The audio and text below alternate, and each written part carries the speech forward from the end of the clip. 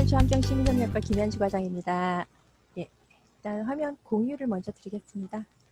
서울시에서 지금 추진하고 있는 환경교육 현황과 성과 그리고 추진 방향에 대해서 말씀을 드리도록 하겠습니다. 우선 국내외 환경교육의 주요 흐름과 서울시의 환경교육 현황과 성과 그리고 서울시 환경교육에 바란다. 오늘 포럼을 앞두고 100분의 시민분들에게 골고루 저희가 좀 원하시는 바 의견을 들었습니다. 거기에 대해서 잠깐 설명드리고 그리고 지금 시에서 추진하고 있는 향후 추진 방향에 대해서 간략하게 말씀드리겠습니다. 일단 국내 환경 동향입니다. 환경 교육에 대한 요구가 최근에 굉장히 높아지고 있다는 것을 느끼는데요. 저희가 올해는 특히 하반기에는 시의회에서도 굉장히 많은 요구를 받았고 또 환경교육과 관련된 예산도 저희가 확보해 가고 있는데 좀 순조롭게 진행이 되는 것 같습니다. 일단 이런 상황은 지금 코로나 때문에 굉장히 많은 그런 어려움을 겪고 있는데 이런 코로나 상황이 도대체 어디에서 어떻게 발생한 것일까 를 보면 사실은 지난 1970년대 이후에 환경위기, 기후위기에 대한 징후들이 굉장히 자주 나타났었는데 최근엔 더욱더 빈번하고 짙게 그 위기의 흐름들이 나타나고 있는 것 같습니다. 17년에 미세먼지가 심해지면서 광화문 광장에 3,000명이 모여서 토론을 했던 기억이 나고요. 18년에는 폭염이 굉장히 심했죠. 이대로 우리 생활이 일상화되는 게 아닌가라는 우려, 그런 것들이 점점 2019년에 스웨덴의 한 소녀가 기후 변화에 대한 전 세계에서 경종을 울리면서 기후변화라는 말이 기후위기라는 말로 지금은 많이 대체된 것 같습니다. 그만큼 올해는 또 코로나와 또 굉장히 길고 지루했던 장마로 힘들었었는데요. 지금 이게 우리의 현실인 것 같습니다. 그래서 이런 기후위기와 환경안전과 관련된 환경 문제의 심각성이 확산되고 있다라는 환경 문제의 심각성을 말씀드릴 수 있을 것 같고요. 그리고 고령화 사회와 평생학습 사회, 그리고 언택트, 온택트와 일자리 창출의 문제, 이런 사회적인 문제들이 있고, 교육에 있어서도 문이과 통합형 교과와 자유학년제 그리고 현장 중심의 교육이 강화되고 있는 것 같습니다. 국제적인 흐름으로는 새천년 개발 목표인 MDG에서 2015년부터는 이제 2016년부터는 지속가능 발전 목표로 전 세계가 지속가능 발전 목표를 달성하고 이루기 위해서 노력을 하고 있고요. 또 유네스코의 모두를 위한 교육도 2030년까지는 포스트 2015의 의제로서 지속가능 사회를 위한 학습이 추가되고 있습니다. 그리고 실천과 참여 중심의 환경교육이 강조되고 생태 시민성이 강조되고 있습니다. 네. 3차 국가환경교육 종합계획이 지금 수립되고 있고 의견을 받고 있는 걸로 수정 중에 있는 걸로 알고 있는데요. 비전은 환경시민이 함께 만들어가는 지속가능한 미래, 그리고 목표는 평생학습권이 보장되는 모든 시민의 환경소양 함양, 그리고 무엇보다 기후위기를 함께 해결하는 환경교육 협력 체계를 확립하는 것으로 환경교육 기반을 구축하는 체계를 고도화하고 이행 체계를 정비하고 그리고 학교의 환경교육을 활성화하고 사회 환경교육 분야를 강화하고 또 환경교육 협력을 확대하는 분야에서 각각의 목표와 내용을 지금 수립하고 있습니다. 작년에 환경정책평가연구원에서 국민의 환경의식을 조사를 했었는데 환경 문제의 관심도를 보면 평소에 환경 문제에 관심이 있다라는 응답이 보시면 2017년보다 2018년, 19년에 50%대에서 70% 이상으로 많이 늘었다. 역시 2018년 이후에 미세먼지, 기후위기 이슈와 함께 환경 문제에 대한 관심이 급증하고 있다는 걸 알 수 있고요. 그리고 환경 상태에 대한 만족도는 부문별 환경 상태 중에서 특히나 대기질에 대한 불만도가 76%에 달할 정도로 높은 것으로 보이고요. 그리고 기후변화하면 무엇이 연상되냐라는 질문에는 폭염과 태풍과 같은 이상기후로 인한 피해가 연상된다라는 그런 목소리가 70% 정도 됩니다. 그리고 실제로 기후변화가 일어나고 있냐라는 질문에는 90% 정도가 기후변화가 실제 하고 있다라고 해서 체감률이 높은 것을 볼 수 있고요. 그리고 심각성에 대해서도 기후변화가 현재 시점에서 심각하다 혹은 매우 심각하다라고 답변한 사람이 91%에 달했습니다.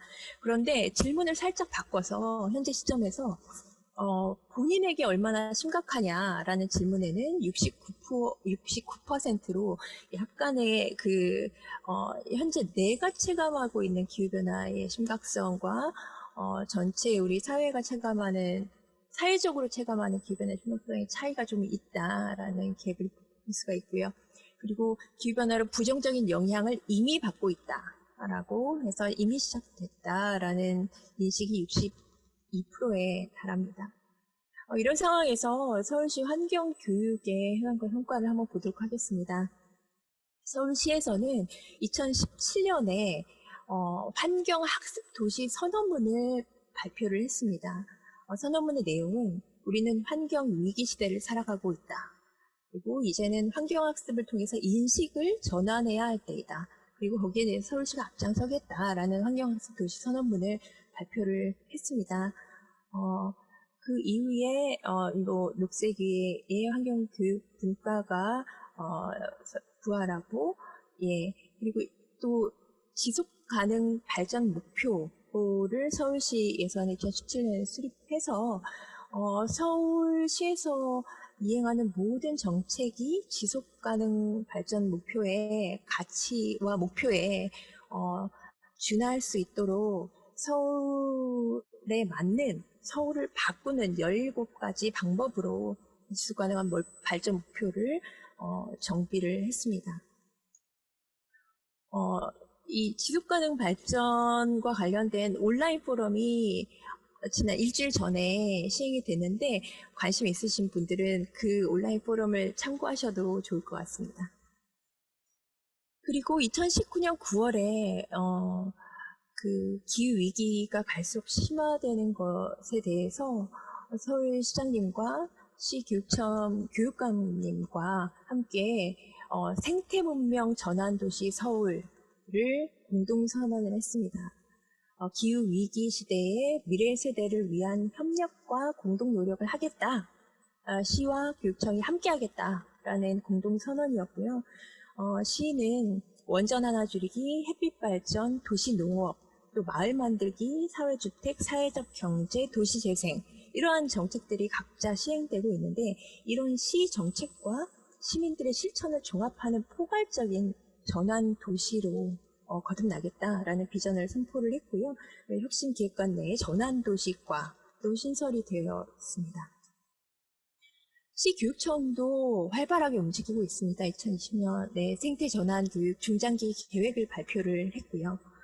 지금 우리가 겪고 있는 그런 현상적인 모습, 기후위기, 팬데믹, 멸종, 미세먼지 이러한 키워드 이슈들에 대해서 이것을 유발하는 구조적인 원인이 무엇인가를 해결책을 찾기 위해서 생태전환 학교를 운영하고 또 생태전환 교육이라는 기후위기에 대응하고 인간과 자연의 공존과 지속가능한 생태문명을 위해서 생각과 행동 양식의 총체적인 변화를 추구하는 교육으로서 생태전환 교육을 탄생시켰습니다. 예, 우리 정지숙 장학관님, 시교육청에서 정지숙 장학관님 와 계신데요. 예, 기후위기 시대 지속가능한 삶을 위한 생태전환 교육을 비전으로 해서 손수건에서 태양광까지 목표가 굉장히 멋진데요. 손수건에서 태양광까지 삶의 전환을 실천하는 그런 생태 시민을 육성하는 것을 목표로 3가지 중점 과제를 지금 수립하고 더 시행 계획을 수립하고 계신 것으로 알고 있습니다. 서울시의 환경교육에 대해서 돌아보겠습니다. 서울시 환경교육의 제도적 기반은 2009년 7월에 환경교육 지원 조례가 제정이 됐고요. 그리고 자치구에서는 조례가 제정된 자치구는 4곳입니다. 강동구, 동대문구, 성북구, 은평구이고요. 그리고 환경교육센터 설치 및 운영 조례를 제정한 자치구가 도봉구 한 곳이 있습니다. 그리고 환경교육센터를 추진 체계에 대해서는 지금 광역환경교육센터는 환경시민협력과의 환경교육팀에서 그 역할을 수행 중에 있습니다. 환경교육 전담 부서는 2017년 1월에 교육 홍보팀이 신설이 됐고요. 그리고 2019년 1월에 교육 홍보팀에서 홍보 업무를 분리시키고 환경교육팀으로서 명칭이 변경되었습니다. 그리고 5개월 전부터 환경시민협력과로 저희 과가 에너지시민협력과였는데 환경시민협력과로 이름 바뀌고 환경교육팀이 저희 시민협력 업무와 같이 합해졌습니다. 그리고 기초환경교육센터를 올해 5개소를 지정을 했는데요. 도봉, 마포, 서초, 영등포, 종로 이렇게 5곳의 환경교육센터를 지정을 했습니다. 성과를 보자면 환경교육의 통합관리 체계를 마련을 해왔습니다. 전담 부서를 설치하고 환경교육 DB를 만들었고요. 그리고 그것과 연계한 또 포털 사이트를 구축을 하고 있습니다. 내년 1월 중에는 내년 1월까지 구축을 완료할 예정이고요. 그리고 기초환경교육센터가 지정이 되어 있고 전문시설이 증가를 했습니다. 환경교육의 독자적인 전문시설도 있고 또 기존의 시설들의 환경교육 기능이 추가된 그런 곳들까지 합해서 보면 한 16년에 11개에서 19년 조사에는 28개로 확장이 된 것으로 나타나고 있습니다. 그리고 서울시 정책과 연계한 환경정책과 연계한 다양한 그런 교육사업, 실천사업이 추진되고 있습니다. 이것은 원전 하나 줄이기, 기후변화 대응을 위한 천만 서울 시민의 서울의 약속, 그리고 태양의 도시 등의 정책과 연계해서 지역 공동체를 중심으로 환경 에너지 교육이 실천으로 연계되는 그런 참여 기반을 조성해 왔습니다. 근데 한계도 아직 많고 넘어야 될 산도 많은데요. 산재되어 있는 환경교육의 통합적인 추진 계획을 계속 수립하지 못했습니다. 그래서 이런 통합적인 추진 계획 그리고 통합적인 조정 기능 이런 것들을 강화해야 될 필요가 있을 것 같습니다. 그래서 지금 기관 부서별로 운영 중인 환경교육을 총괄적으로 모니터링, 조정, 안내하는 중추 역할이 필요하고요. 공공과 민간의 교육 정보를 제공하고 자료를 공유하는 그런 시스템이 없습니다. 그리고 디지털 교구 개발에 대한 요구가 굉장히 높아지고 있고 또 양질의 학습 컨텐츠의 제공 요구가 높아지고 있습니다. 그래서 개선 방향은 환경교육을 총괄 조정하는 그런 기능 그리고 정책을 개발하는 그런 역량을 강화시켜야 될 필요가 있습니다. 그래서 단기적으로는 저희 환경시민협력과에서 광역센터를 지정하거나 환경부의 지정 요건으로는 저희가 지금 좀 이견이 있어서 뭐 시 자체에서 지정을 하든 아니면 저희 과에서 추진을 하든 광역센터의 역할은 계속해서 강화시켜 나갈 것입니다. 그리고 중기적으로는 함께 병행해야 될 것은 이렇게 높아지고 있는 환경교육에 대한 요구에 걸맞고 서울시 위상에 걸맞는 그런 환경교육 진흥원에 대한 설립 요구가 있습니다. 이 육색위에서 12월에 제안사항이기도 한데요. 그래서 환경교육진흥원을 설립할 수 있도록 준비를 좀 해 나가야 될 것 같고요. 그리고 아는 것으로 머무는 것이 아니라 실천과 전파로 이어질 수 있도록 시민의 환경 실천 역량을 강화해 가고자 합니다. 그래서 학교, 단체, 에너지 차림 마을 등이 협력해서 지역 기반 환경 학습 실천 공동체를 활성화하려고 합니다. 네, 서울시 환경교육 현황을 좀 더 상세하게 말씀드리면 공공 분야에서의 환경교육 현황은 네, 기후환경본부를 중심으로 해서 푸른도시국, 물순환안전국, 그리고 평생교육국 등의 14개 부서 24개 사업을 운영 중입니다. 총 예산은 지금 44억 원으로 2020년도에 운영을 했습니다. 그 중에서 기후본부의 사업이 18개의 사업으로 총 21억으로 운영이 됐고요. 그리고 그 외에 푸른도시국에서도 공원과 생태시설을 활용한 유아숲 체험장을 69개를 조성을 했습니다. 그리고 네, 다양한 실천 공모 사업, 그리고 인센티브, 에코마 알려져 같은 인센티브를 유인책으로 하고 있고요. 기후환경본부 내 환경교육 유관 사업들의 리스트를 보실 수 있습니다. 이거는 그러니까 예산 사업명이고요. 사실 교육 프로그램으로 보면 이 사업의 어떤 단위 프로그램들이 프로그램 수는 더 늘어날 거고요. 그리고 푸른 도시국의 유아 습체험원 현황은 아래같이 보실 수 있고요. 그리고 자치구의 환경교육 출신 현황을 보시면 19년도에 조사된 바에 의하면 자치구에서는 총 101개의 환경교육 프로그램을 운영 중으로 교재 교구는 17개를 보유하고 8개 자치구에서 보유하고 있습니다. 그래서 자치구의 환경교육 프로그램 교육 주제를 보시면 기후변화와 환경 일반 그리고 에너지가 대다수를 이루고 있는데요. 이게 아마 원전화 줄이기 정책의 영향이 아닐까 싶습니다. 서울시가 운영하는 환경교육 시설은 총 28개로 저희는 조사를 했는데 환경교육 편람에 보면 52개 시설이 서울시에서 운영되고 있는 것으로 보입니다. 그래서 이 외에도 다른 기관에서 환경교육을 운영하는 공공기관이나 시설들이 있는 것으로 보입니다. 환경교육 전시 시설을 보유하고 있는 환경교육 기관을 이제 샘플로 넣어봤는데요. 에너지 드림센터는 대표적인 국제적으로도 대표적인 제로에너지 건물로서 연간 10만 명이 찾고 있습니다. 기후에너지를 중심적으로 교육, 체험, 전시를 진행하고 있습니다. 그리고 현재 노원 에코센터에는 노원 제로에너지 타운 안에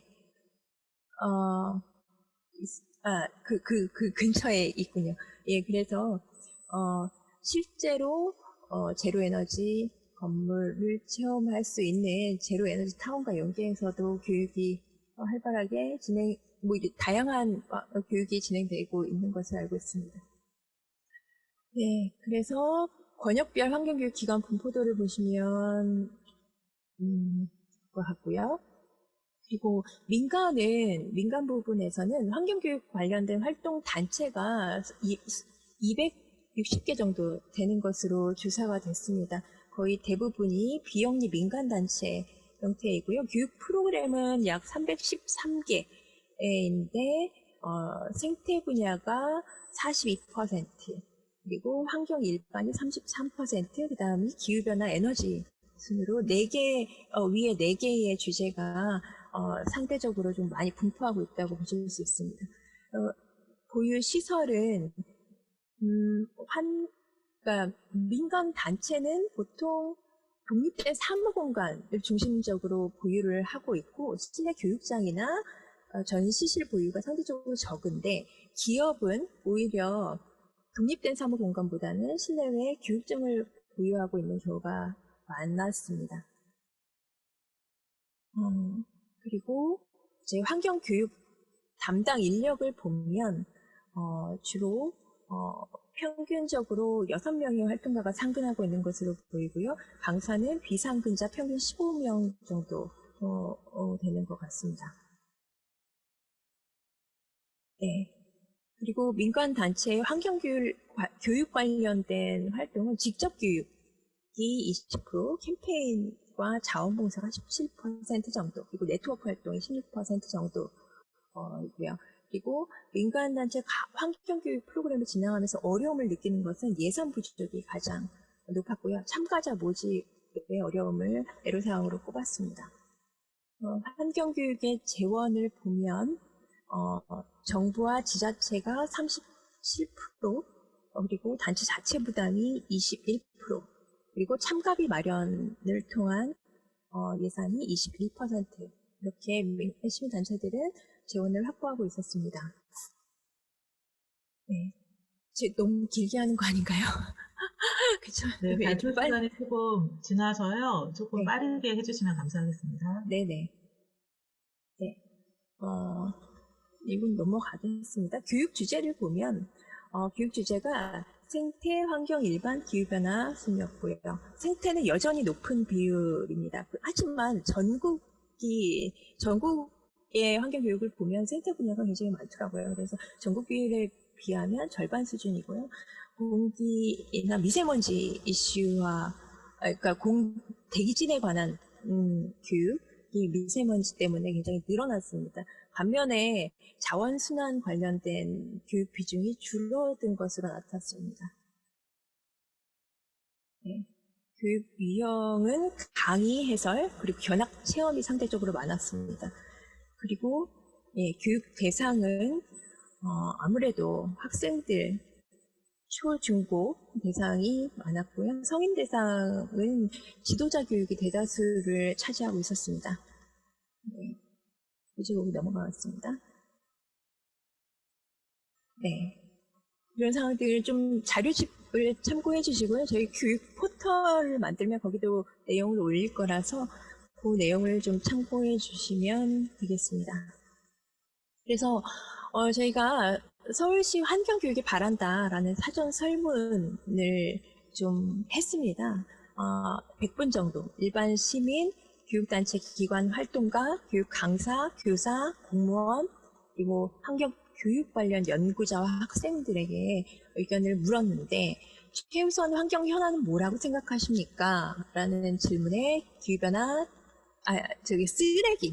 쓰레기와 일회용품의 증가 문제를 손꼽았습니다. 최근에 교육 프로그램의 비중이 자원순환과 쓰레기 문제가 줄어들고 있는 거에 비하면 이 쓰레기에 대한 교육이 굉장히 더 많아져야 될 것으로 생각이 되고요. 그리고 또 환경교육에서 서울시 가장 중요하게 고려해야 할 생애주기 대상은 전반적으로 고르게 나왔던 것 같습니다. 아동, 청소년이 좀 더 높았지만 그렇고요. 그리고 서울 시민을 위한 환경교육에서 서울시가 가장 시급하게 지원해야 될 생활주기 대상도 가장 많은 것이 아동이었습니다. 예. 더 특별히 환경교육에서 지원을 해야 된다라고 하는 대상 그룹은 자연 접근성이 취약한 도심 지역의 어린이, 청소년이 꼽혔고요. 그리고 최근 코로나19 장기화와 관련해서 서울시에서 지원했으면 하는 환경교육 정책으로는 온오프라인 병행 프로그램 개발과 온라인 교육 역량 강화 교육, 그리고 온라인 플랫폼 구축, 이런 부분에 대해서 요구가 있었습니다. 그리고 지역 기반, 마을 기반 환경교육과 관련해서 서울시가 지원해야 하는 가장 중요한 정책으로는 기초 자치구와 마을의 특성화 환경교육 우수 프로그램 발굴과 보급, 그리고 거의 비등한 비율로 학교 사회 연계형 찾아가는 환경교육 프로그램 확대를 꼽아주셨습니다. 그리고 그 외에 서울시 환경교육의 발전을 위한 아이디어나 정책 과제를 제안하신 내용으로는 보시는 바와 같습니다. 성인 환경교육 소모임, 마을의 환경교육 동아리들이 더 많이 늘어났으면 좋겠다. 그래서 저희는 지금 제3차 서울시 환경교육 종합계획을 수립 중에 있습니다. 그리고 자료를 바탕으로 해서 내년도에 또 내년 환경교육 활성화 추진 계획을 수립하려고 하는데요. 우선 저희가 뽑은 과제와 향후 추진 방향은 서울시가 그동안 토대를 만들어 오려고 노력했던 시민참여형 그리고 마을과 지역 기반의 환경교육을 더욱더 강화해야겠다. 특히나 교육청의 생태 전환 교육과 연계해서 더욱 강화할 필요가 있을 것 같습니다. 그리고 생애 주기 단계별 맞춤형 환경교육 프로그램이 제공되어야겠다. 그리고 양질의 환경교육 기반 그리고 양질의 환경교육 콘텐츠를 개발하고 또 육적 협력 네트워크를 강화해야겠다. 라고 방향을 잡고 있습니다. 저희 보시면 일단 비전 목표, 추진 전략과 이행 과제가 조금씩 계속 수정 중에 있습니다. 예. 그래서 환경 시민이 함께 만드는 생태 문명 전환 도시 서울을 비전으로 해서 자율적이고 능동적인 학습을 통한 서울 시민의 환경 소양을 함양하는 것이 목표입니다. 세부 내용으로 보시면 마을 단위에서의 환경교육 지원 체계를 강화하려고 하고 있습니다. 그리고 생애 주기별 그리고 주제별 단계별 환경교육 프로그램을 더 보완하고 환경교육 계획을 설계해야겠습니다. 예, 그리고 학교 맞춤형 환경교육을 활성화하기 위해서는 생태전환 교육, 교육청의 생태전환 교육 구현이 잘 될 수 있도록 협력하고 지원하는 그런 협력을 다각화하겠습니다.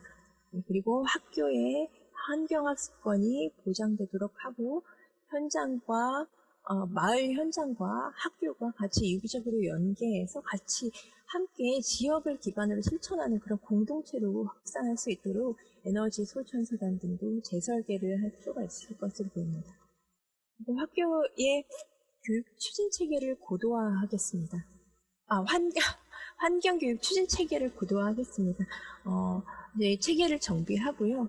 지금 계획으로는 환경교육 추진단 같은 게 총괄 추진단과 또 지역 단위의 세부 추진단이 시와 교육청 그리고 자치구와 교육지원청이 만나고 기초환경교육센터가 연결되고 지역 단위의 시민들이 같이 함께하는 그런 추진단을 활성화시킬 필요가 있지 않나 라고 생각을 하고 있습니다. 그리고 지금 구축 중인 환경교육 포털이 활성화될 수 있도록 내실 있게 운영을 하도록 하겠습니다.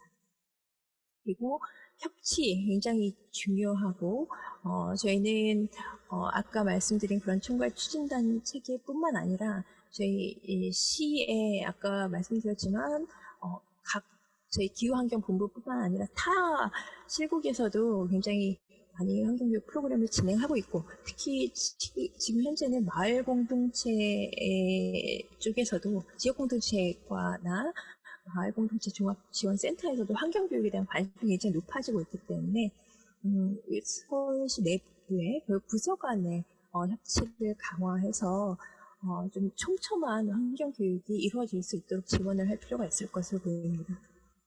예.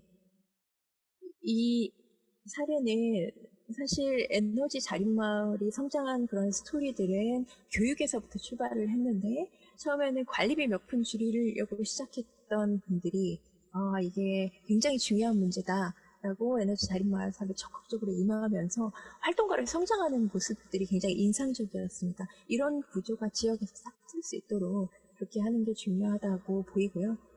자세한 에너지 자립마을 시민들의 스토리는 이 유튜브에 서울시 에너지 자립마을을 검색하시면 한 10분 정도에 저희가 마을에서 교육 겸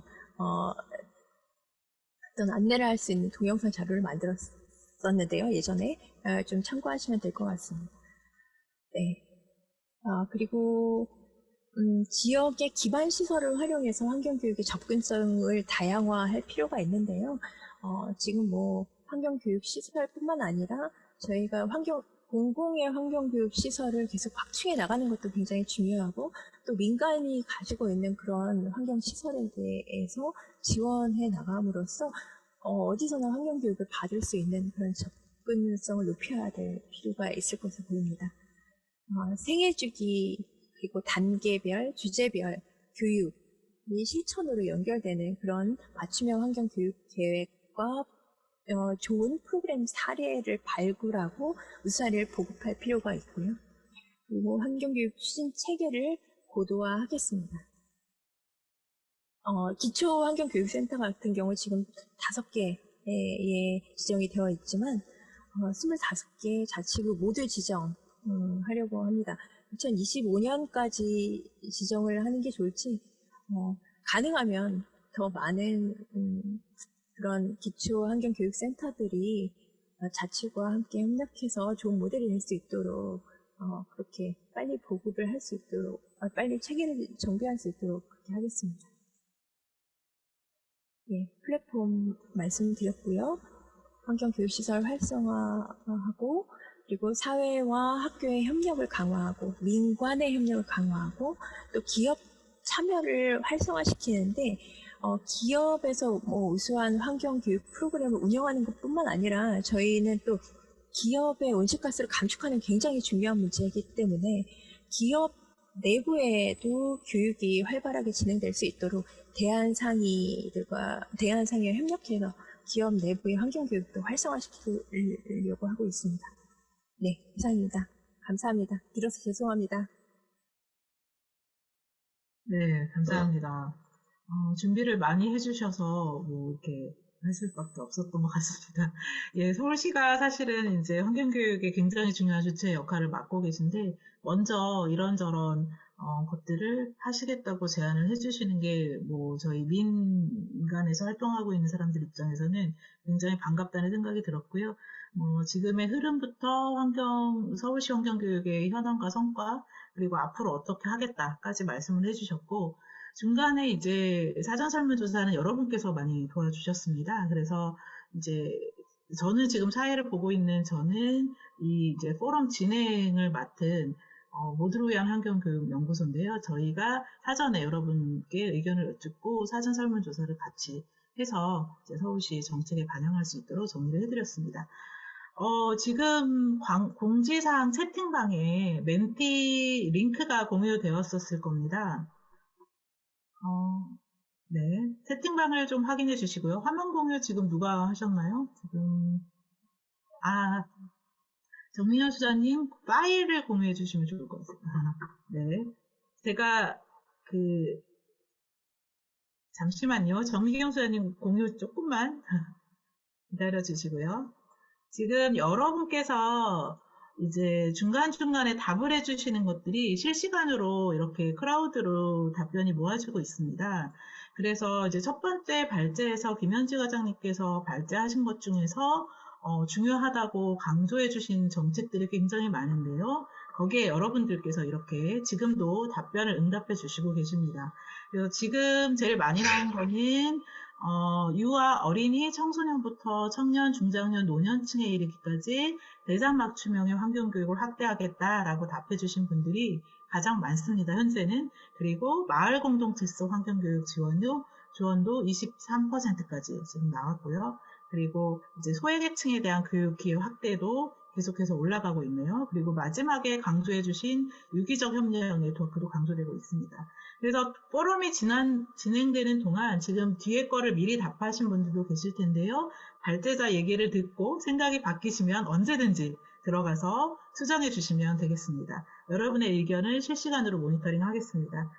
네, 그러면 이제 두 번째 발제로 넘어갈 텐데요. 제가 이제 시작하면서 시간이 좀 많이 흘러서 소개도 못 드렸어요. 그래서 지금 오늘 발제가 세 분인데요. 한 분은 이제 서울시에서 하셨고, 두 번째, 세 번째 발제는 민간 환경교육 활성화를 이번 포럼에서 굉장히 중요한 의제로 택했기 때문에 민간에서 중요한 역할을 하시게 될 이제 기초 환경교육센터 5곳 중에 이제 종로구 환경교육센터를 맡고 계신 녹색교육센터의 정미경 센터장님의 발제를 두 번째로 들으실 거고, 그 다음에는 이제 민간단체 활성화를 위한 재원을 이제 사단법인 환경교육센터 김성우 소장님께서 해주시겠습니다. 그리고 이후에 이제 세 분의 또 토론자가 계신데요. 그 세 분의 토론자는 중간에 또 광고를 드리도록 하겠습니다. 네, 그럼 두 번째 발제 모실 텐데요.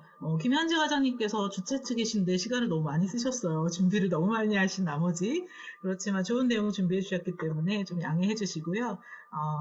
센터장님 모시기 전에 한 가지만 광고를 더 드리면, 자료가 굉장히 많잖아요. 여러분, 이거 카피하기도 어떡하지? 막 이렇게 걱정하셨을 텐데, 발제 세 분이 끝나면 저희가 전체 자료집을 채팅방에 공유할 예정입니다. 그래서 편하게 들으시고 같이 고민해 주시면 더 좋겠습니다. 네, 그러면 정미경 센터장님 박수로 모셔볼까요? 네, 센터장님 안녕하세요. 나와주세요. 네. 반갑습니다. 김현지 과장님 말씀 너무 잘 들었고요. 저희 지금 사무실이 너무 추워가지고 18도밖에 안 돼서 목소리도 떨리고 몸도 떨립니다. 여러분 반갑습니다. 어제 배웠던 분들도 계시고 그 서울 환경교육 활성화를 위해서 이렇게 많은 분들 오셔서 너무 반갑고요.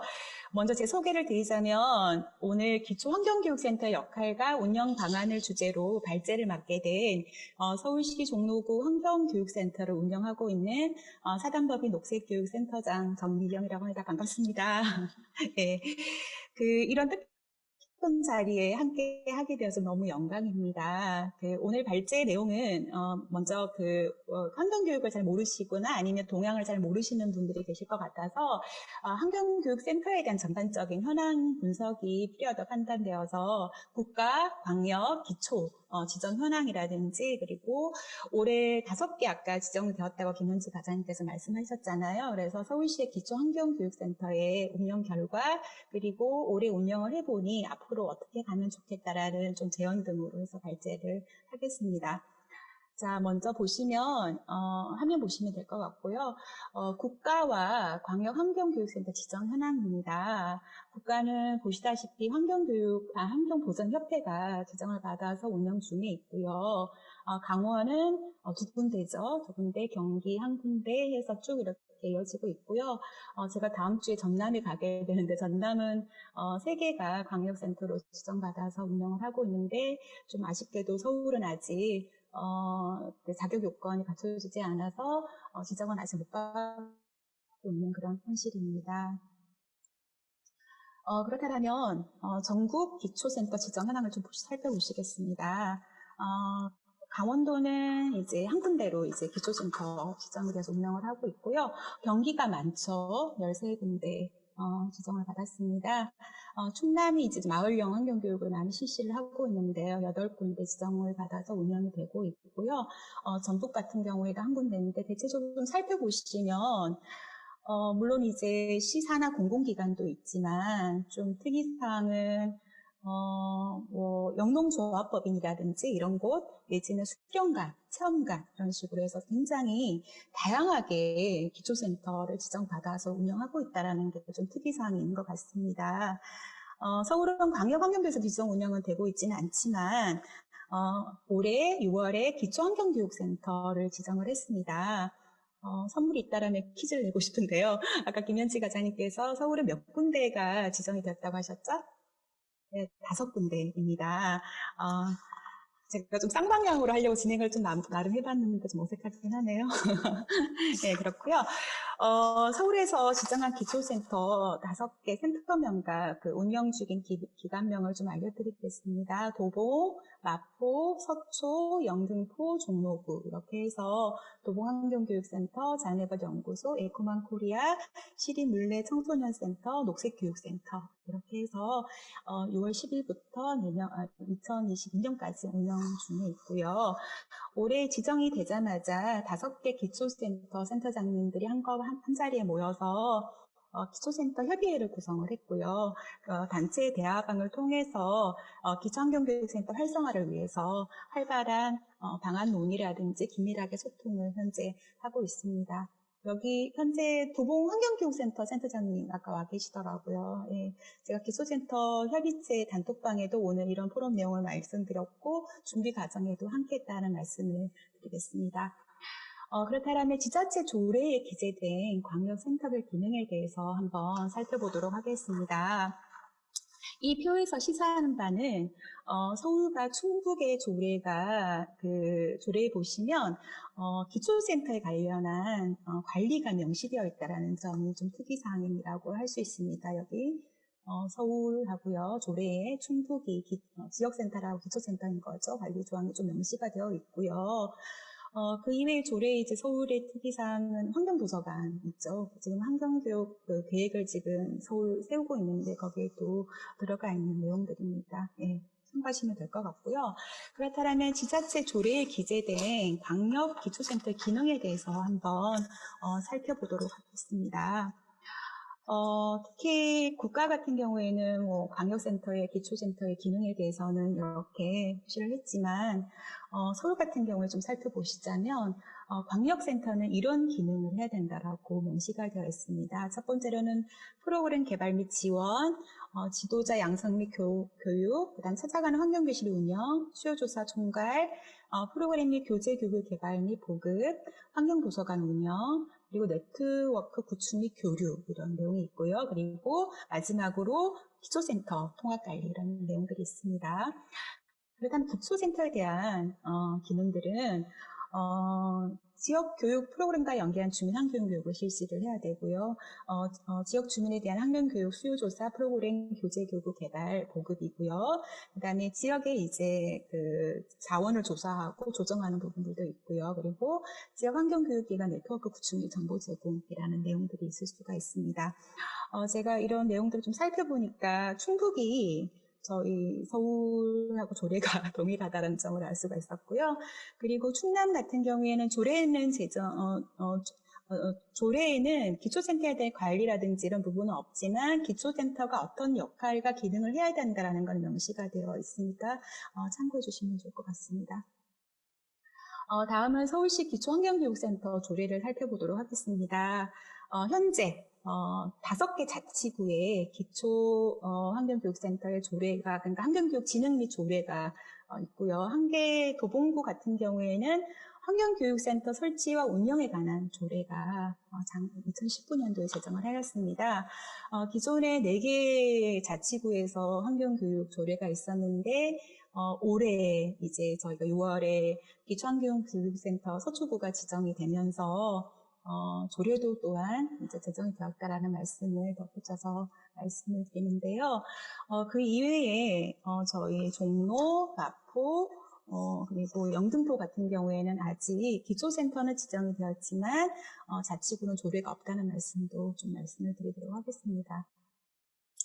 그렇다면 다음은 서울시 환경교육센터 운영 지침이 이제 그 서울시 환경교육센터 준비를 하면서 만들어졌습니다. 2020년도 1월에 환경센터 운영 지침이 만들어졌고요.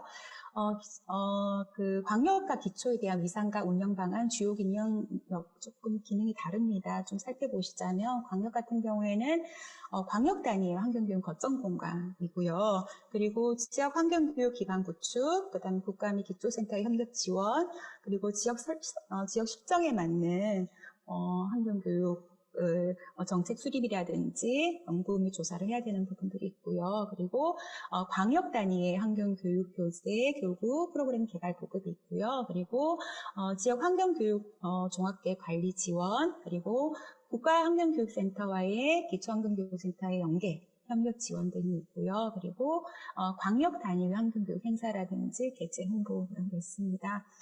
다만 이제 기초 같은 경우에는 기초 단위에서 환경교육 거점 공간 역할을 해야 되는 부분이 있고요. 지역의 환경 문제들을 반영한 환경 인식 프로그램 운영, 그다음에 환경교육 취약계층을 포함해서 환경교육을 누구나 언제나 어디서나 받을 수 있는 사각지대 없는 촘촘한 환경교육을 추진해야 된다는 게 기초센터의 운영 방향이라고 할 수 있습니다. 그리고 주요 기능으로서는 이제 광역은 광역 단위 프로그램을 개발하고 운영을 하고 행사를 한다라면 기초는 관할 지역 내에서 지역 주민들 대상으로 대한 환경 교육이라든지 이런 걸 실시를 해야 되는 기능들이 있고요. 그리고 기초 단위에서의 환경 문제 현안을 발굴하고 환경 교육 교재 교육 프로그램을 개발해서 보급하는 부분들, 그리고 지역 맞춤형으로 환경교육 관련 자원조사라든지 현황조사 분석 이런 부분도 있습니다. 그리고 기초 단위에서의 환경교육 행사 개최 홍보 이런 게 이제 올해 이제 1월에 마련된 서울시 환경센터 운영 지침이라고 할 수 있겠습니다. 이제 다음은 올해 저희가 5개 그 환경교육센터가 기초환경교육센터 지정이 됐다는 말씀을 드렸었잖아요. 그래서 5가지 센터가 어떻게 운영을 했는지 좀 공유를 드리도록 하겠습니다. 저희가 6월에 지정이 되고 이제 올해 지금 12월인데 5개월 동안 참 많은 성과들이 있었습니다. 먼저 도봉구를 좀 살펴보시자면 도봉구는 도봉환경교육센터를 운영을 하시잖아요. 그래서 그 코로나 상황에 맞게 비대면 온라인 환경교육을 굉장히 많이 진행을 했고 유튜브 채널을 운영을 했었더라고요. 그 과정에서 기후위기, 기후학교 교육도 운영을 했었고 그다음에 자체 내 강사님들이 계셔가지고 기후위기 대응하고 적응 비대면 교육을 많이 굉장히 활발하게 진행을 했었고요. 그 이외에도 좀 특이사항은 지역단체 연계한 다양한 온라인 환경교육 프로그램을 운영했다는 점입니다. 단순히 환경 관련 뭐 단체라든지 기관이 아니라 지역에 있는 청소년 문화의 집이라든지 진로종합지원센터라든지 이런 곳과 연계한 부분이 굉장히 이후에도 기초센터들이 더 지정이 되고 운영을 한다라면 이런 모습들은 뭔가 많이 롤모델을 삼아야 되겠다는 생각도 들고요. 마포구 환경교육센터 같은 경우에도 마찬가지로 온라인 교육을 많이 진행했었습니다. 온라인 교육 영상을 제작해서 배포를 한다든지, 그 다음에 환경교육에서 취약한 지역아동센터에 환경교육 꾸러미를 제공을 한다든지 이런 활발한 활동들을 했었고요. 그 다음 서초구 같은 경우에는 올해 그 조례가 제정이 되었었잖아요. 그 이외에도 환경교육도시 선언을 선포를 했었고요. 이런 점이 있었고 이후에 조금 이따 사진으로도 한번 보여드리도록 하겠습니다. 영등포구 같은 경우에는 녹색 영등포 환경 거버넌스를 출범을 하였습니다. 그리고 내년도 예산을 많이 확보를 하셨더라고요. 그리고 이제 환경교육을 위해서 공간 녹지화 사업이라든지 예산 지원도 확정이 되어서 활발하게 진행이 되고 있고요. 그리고 제가 지금 운영 총괄을 하고 있는 서울시 종로구 환경교육센터는 다른 뭐 센터랑 좀 차별성이 있다라면 종로구 공무원 대상 환경교육을 진행을 했었습니다. 이거는 종로 구민 대상이었는데 이제 오프라인으로 전환이 되면서 구청장님께서 종로구 공무원들도 함께 했으면 좋겠다 해서 50여 명이 굉장히 되었었고요. 그 이외에도 가족환경봉사단 비대면 교육도 진행을 했었고 지역에 있는 도서관, 문화재단, 작은 책방과 협업을 해서 청소년 대상 환경 인문학 강좌를 운영을 했었습니다. 저희 5개 센터 굉장히 열심히 잘했죠. 박수 좀 보내주세요. 네, 고맙습니다. 그러면, 네, 고맙습니다. 5개 센터가 어떻게 운영을 했는지 사진으로 좀 설명을 드리겠습니다. 여기가 도봉 환경교육센터에서 운영하고 있는 서울시 도봉 환경교육센터는 비대면 유튜브 통해서 온라인 강좌를 굉장히 활발하게 진행을 잘 했습니다. 다음은 마포구 환경교육센터는 이제 그 구청장님과 함께 기후위기 대응 마포구가 앞장서겠다 해서 마포구 자치구와 기초환경교육센터가 협업을 하는 과정이 있고요. 그리고 유아대상 온라인 콘텐츠 제작을 하고 보급을 하고 이런 활동들도 활발히 하였습니다. 그리고 서초구는 아까도 말씀드렸지만 조례 제정과 더불어서 그 서울시 자치구 최초로 환경교육도시를 선언을 하였습니다.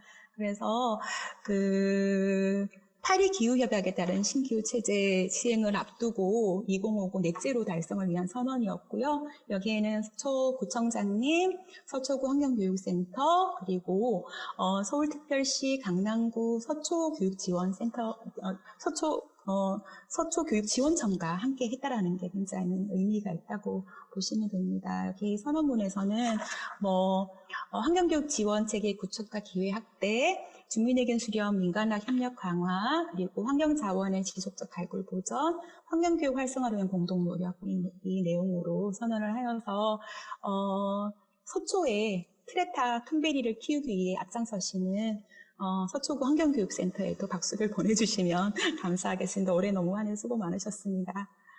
네, 다음은 영등포구입니다. 영등포구는 여기도 마찬가지로 전국 단위 최초로 민간이 협력하는 환경 거버넌스를 구축을 하였습니다. 녹색 영등포 환경 거버넌스 출범을 하였고요. 여기는 지역 주민 그리고 환경 단체, 기업, 전문가 그렇게 해서 정말 지역사회의 주체들이 다양하게 참여하는 데 의미가 크다고 할 수가 있겠습니다. 그래서 내년 활동도 굉장히 기대가 되는 영등포구입니다. 우리 영등포구 환경교육센터 박수를 좀 보내주시기 바랍니다. 네. 다음은 저희 서울시 종로구 환경교육센터 운영 결과입니다. 2020년 6월에 이제 그 지정서 수여를 자치구를 통해서 받고 바로 이제 협업을 하여서 종로환경학교, 가족환경학교, 근데 종로구가 아이를 키우기 좋은 도시, 좋은 구로 이렇게 하신다고 하시더라고요. 그래서 가족사랑 환경학교를 진행을 했었고, 당초 대면 교육을 진행하려고 계획된 게 비대면 교육을 실시를 하면서, 그 종로구 구청 직원분들이 52명 직무교육을 수강하셨고, 굉장히 만족도가 높으셨어요. 그 사례로 이제, 환경과 직원뿐만이 들으신 게 아니라 다양한 직원분들 들으셔가지고, 이를테면 예를 들어서,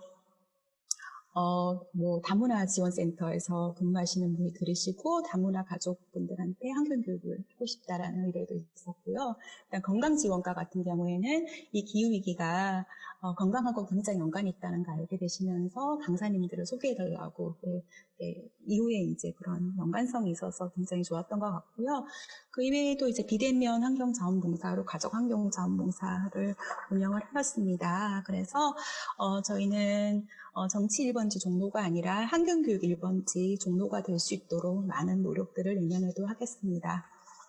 시간 지났습니다. 시간 지났습니다. 네. 마지막으로 좀 제언을 말씀을 드리겠습니다. 이후에는 여기 참여하시는 여러분들과 함께 고민하고 앞으로의 방향성, 함께 모색할 수 있는 기회여서 함께 고민을 해보시면 좋을 것 같은데요. 현재 이제 서울시 환경교육 종합계획을 수립 중에 있습니다. 그래서 이 부분은 아까 김현지 과장님께서도 말씀하셨죠.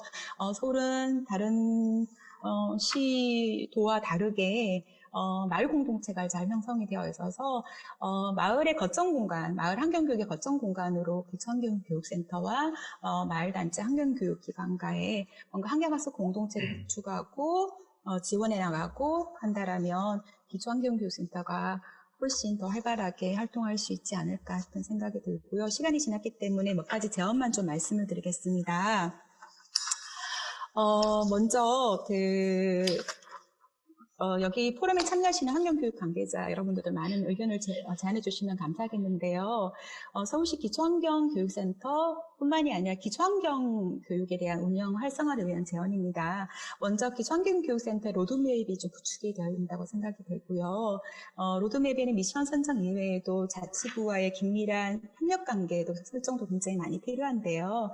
자치구 담당자 간의 워크숍이라든지 아니면 기초환경교육센터의 기능과 역할이 명확히 무엇인지 몰라서 헤매는 경우가 많으시더라고요. 그런 추진 체계를 좀 명확하게 해주는 게 필요할 것 같고요. 지금 현재 그 서울 환경교육 계획을 수립 중에 있는데 자치구와 기초환경교육센터를 중심으로 해서 마을과 마을 공동체, 학교와 교육청 그리고 다양한 유관기관과의 지역사회 네트워킹을 통해서 이를 구축하고 이를 통해서 환경교육 허브 역할을 좀 강화하는 게 굉장히 중요하다는 생각이 듭니다.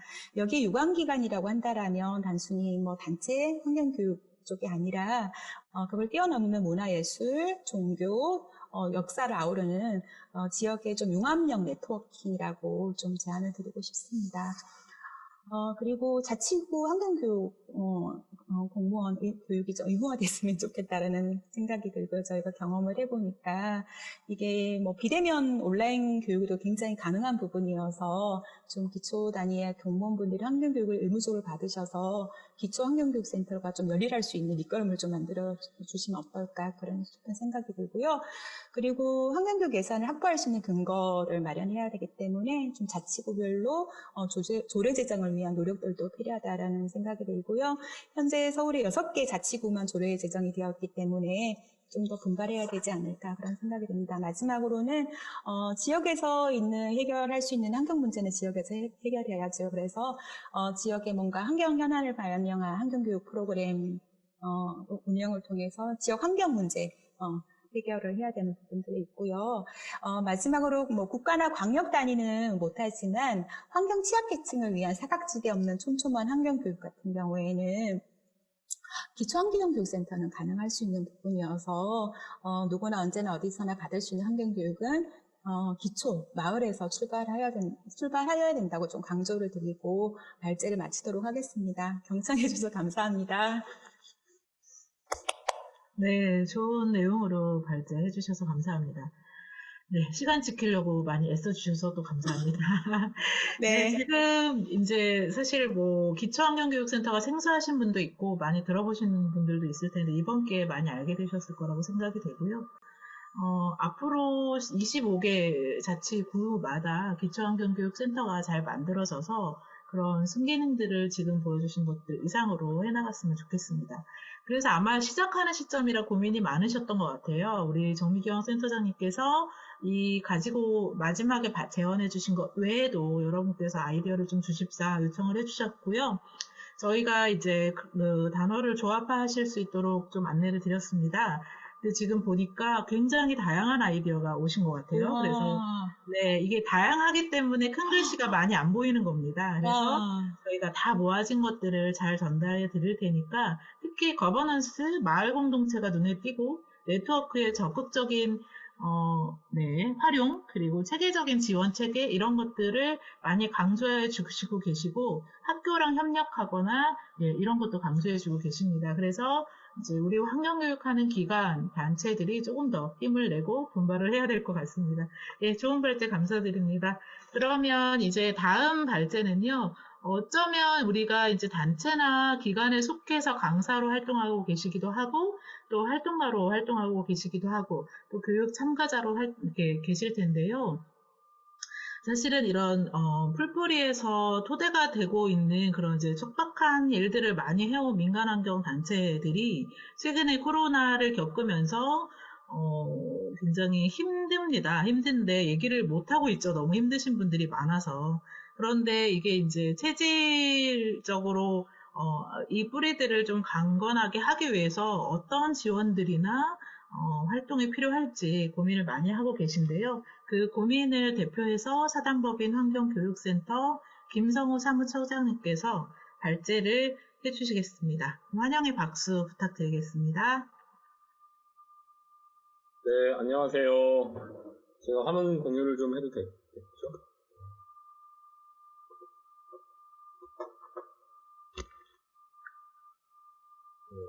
발표를 시작하도록 하겠습니다. 저는 진짜 시간을 한번 제대로 맞춰보겠습니다. 이제 앞서 과장님도 그렇고, 센터장님도 발표해 주셨는데, 사실은 환경교육에 대한 필요성에 대해서는 조금씩 공감대는 늘어가는 것 같고, 지자체를 비롯해서 많은 지원책이나 지원 조직 이런 정책들도 많이 생겨나는 것 같아요. 이제 저의 고민, 그리고 저를 비롯한 이제 많은 활동가들의 고민이, 그래서 그 정책을 뒷받침해서 앞으로 치고 나갈 건 누가 할 것이냐, 그 고민이 사실 좀 있습니다. 그래서 오늘은 그 부분을 장점에 두고 한번 이야기를 좀 나눠보겠습니다. 저는 다음과 같습니다.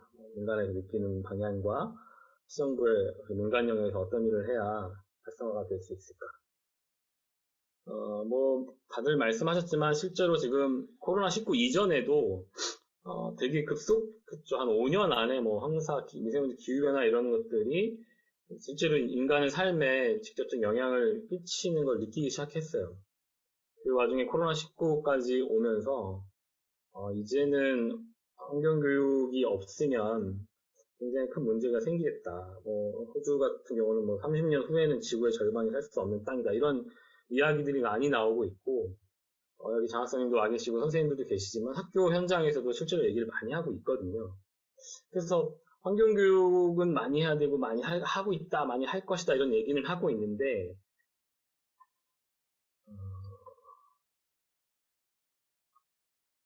그렇죠. 그래서 특히 이제 환경교육에 대해서 바라는 점들이 환경 문제를 스스로 해결하고 아까 지역 단위 이야기도 많이 나왔는데 지역의 문제를 직접적으로 해결하는 능력을 키우고 또 생태적 감수성도 키우기 위해서는 기존의 교육 외에 환경교육을 좀 더하는 수준이 아니라 환경교육이 전체 교육에 녹아드는 수준으로 가야 한다 이런 이야기도 굉장히 많이 나오고 있고 지자체는 물론이고 지역교육청 또 각자의 방식으로 환경교육의 강화를 위해서 정책과 목표를 발표하고 있습니다. 오늘도 많이 발표해 주셨죠. 국가환경교육센터나 지역별로 세워질 기초환경교육센터, 광산교육센터, 그리고 여러 가지 환경교육 프로그램 및 개발 및 지원도 있었고요. 또 기반 강화를 위해서 네트워크 활성화 방안들도 사실 활발하게 논의가 이루어지고 있어요. 며칠 전에도 국가환경교육센터와 킨 한국환경교육 네트워크에서도 활성화 부분에 대해서 네트워크 부분에서 토론도 했었습니다. 이런 주요 흐름들은 사실은 정부, 학교, 기업, 기관, 단체들이 적절하게 협력해야 하고 또 각자의 영역에서 양적, 질적 성장이 받침되지 않으면 좀 어렵게 되겠죠. 특히나 제 개인적인 고민이겠죠. 아니면 뭐 판단하실 수도 있겠지만 직접 사업을 또 수행하고 있고 현장과 현안에 맞는 강사를 가장 빠르게 양성하고 있고 현안에 가장 가까운 곳에서 알맞은 프로그램을 개발하는 등의 일종의 모세혈관 역할을 하고 있는 단체 역할이 저는 굉장히 중요하다고 판단하고 있습니다. 근데 보면 지금은 사실 어떤 상황이냐 하면요. 저번 주에 있었던 국가환경교육센터에서 진행했었던 토론회에 보면 재정의 30, 70% 이상이 줄어들었다고 한 단체도 30%가 넘어요. 그리고 그러니까 한국 전체로 봤을 때는 거의 90%가 넘는 단체가 작년에 비해서 사람을 내보내거나 사람을 줄이거나 뭐 사업을 줄이거나 할 수 있는 상황까지 퍼져 있어요. 이게 비단 코로나뿐만은 아닌 것 같고요. 실제로 민간에서 하던 많은 영역들이 이제 기관이나 기업에 많이 확대가 되면서 상대적으로 취약한 민간들이 조금씩 어려워지고 있는 상황이었는데 그 와중에 이제 코로나19라는 되게 엄중한 상황이 닥친 거죠. 이런 게 왜 계속 되고 있는지를 좀 보면 저는 일단 공공재로서의 사회적 공감대나 인식이 좀 부족한 것 같아요. 그래서 지원책도 미비할 수밖에 없고 또 기본 다른 단체에 비해서 이슈파이팅이나 이런 것을 하는 것이 아니기 때문에 또 회원학교에 상대적 어려움도 존재합니다. 또 단체, 그래서 실제적으로는 단체 직접적 운영, 뭐 활동비, 월세 등 고정 지출 비용을 위해서 상당한 양의 에너지를 쏟고 있는 현실입니다. 단순히 말해서 운영을 위해서 돈을 벌어야 하는 구조가 단체가 원래 해야 되는 전문성과 고유 영역을 침범하는 사례들을 어렵지 않게 볼 수 있습니다. 물론 이게 지금 단체를 바로 존립에 위협할 상황이냐라는 거에 좀 다른 판단이 있을 수 있겠죠. 어쨌든 이런 와중에 2020년 코로나19는 이 단체들의 존재 이유와 고유 목적에 대해서 진지하게 생각해야 되는 상황을 만들어내고 있다 판단하고 있습니다. 지금 단체 자체 노력 외에 단체 지원되는 현황을 보면 환경교육 프로그램, 공모사업, 용역사업, 컨설팅 지원 등이 되게 대표적인 지원 형태이죠. 지원 중간 조직을 통해서 활동가의 역량 강화, 교육사업, 휴직 지원 사업 등이 이루어지고 있는데, 이게 비단 서울의 문제는 아닌 것 같고요.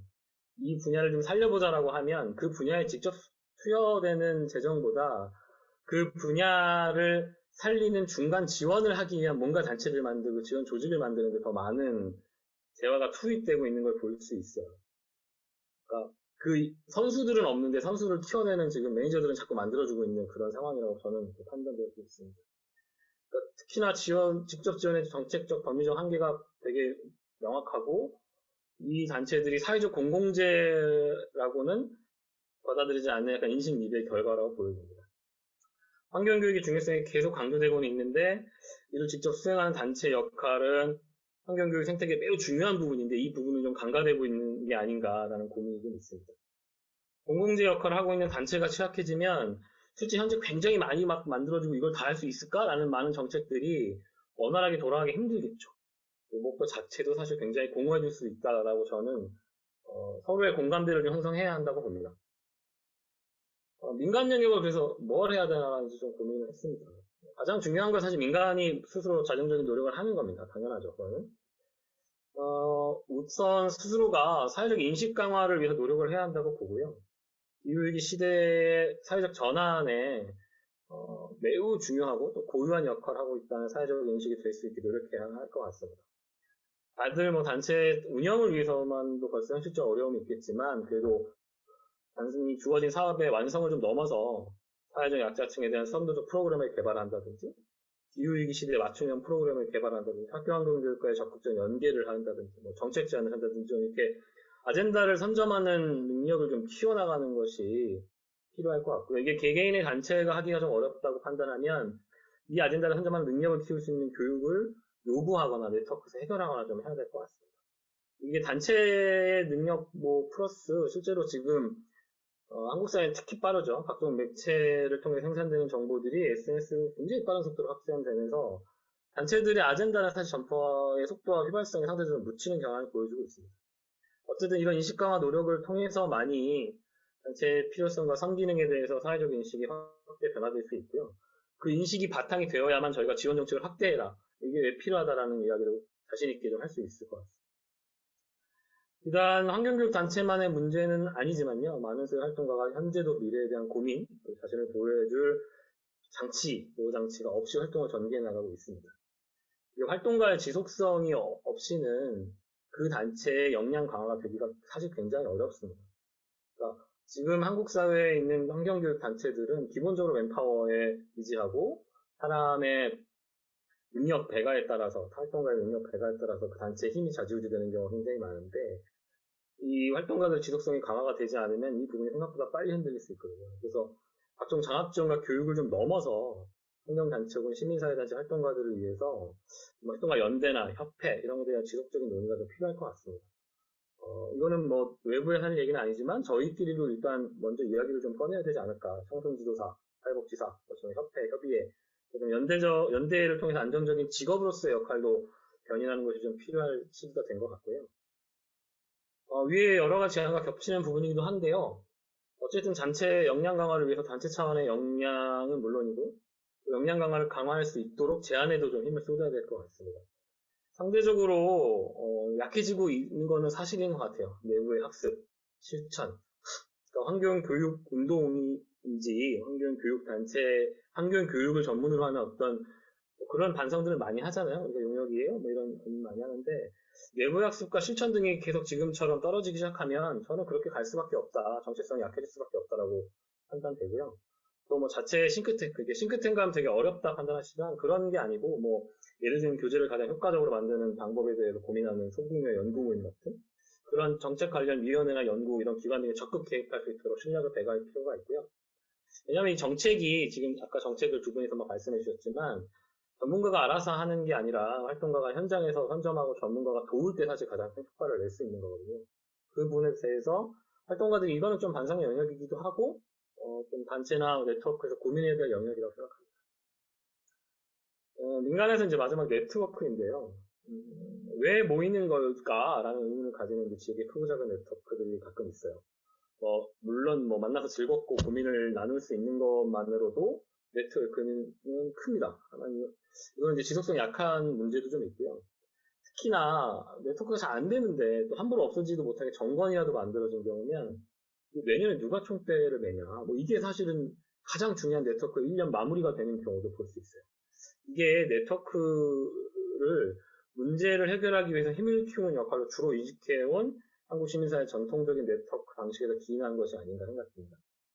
쉽게 모이고 쉽게 빠질 수 있는 네트워크들도 고민을 해야 되는데 그런 방식이 익숙하지 않은 거죠.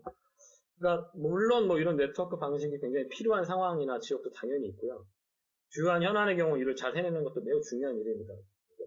다만 이제 환경교육의 네트워크는 조금 더 유연해지고 다양해지는 방법을 고민해야 될 것 같습니다. 네트워크가 단체 대표 이름을 쫙 걸고 하나의 문턱으로 움직이는 네트워크를 좀 넘어서 사안 간, 단체 간, 현안 간, 방법론 간 좀 다양한 이렇게 네트워크들이 가능해질 노력을 하고 서울의 경우는 서울환경교육 네트워크가 이런 소규모 네트워크의 플랫폼이 되기 위한 장이 되도록 한번 저희도 고민을 해볼 필요가 있지 않을까 생각이 듭니다. 단순히 공동사업 수행하고 상황 공유를 넘어서 공론의 장을 만들어주는 것이 지속가능한 네트워크가 될 수 있다라고 진지하게 고민해야 되는 시기인 것 같고요. 그럼 시정부는 좀 무엇을 해줘야 될까 고민을 해봤습니다. 물론 시정부가 아까 3차 계획도 그렇고 과장님 발표하신 것만 사실 다 해주셔도 엄청난 도움이 되긴 할 텐데 다만 이제 좀 현장에서 느끼는 걸 좀 말씀을 드리면 어쨌든 가장 중요한 거는 단체와 민간 영역을 공공재로 정확히 좀 바라봤으면 좋겠다는 거예요. 그래야만 지원할 수 있는 정책적 지원과 보완이 될 수 있을 것 같아요.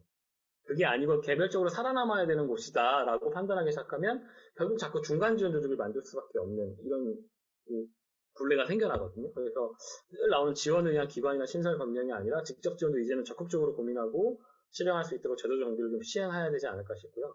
일단 2020년 10월에 서울특별시 시민사회 활성화 공익활동 증진에 관한 조례가 되어 있고, 또 앞서 5월에는 시민사회 발전과 공익활동 증진에 관한 규정도 대통령령으로 제정이 되었어요. 그래서 이게 비록 상위법은 없어요. 그래서 뭐 강제적인 법률 조항은 아닌데, 그래도 시민사회 발전과 공익활동 증진을 기본계획으로 3년마다 수립하게 될 수 있게 된 건 큰 성과라고 보여지고, 또한 시민사회를 공익활동의 개념으로 명확히 한 조례인 것 같아서 이 법 개정과 보완의 주요한 좌표 역할을 할 수 있을 것으로 보입니다.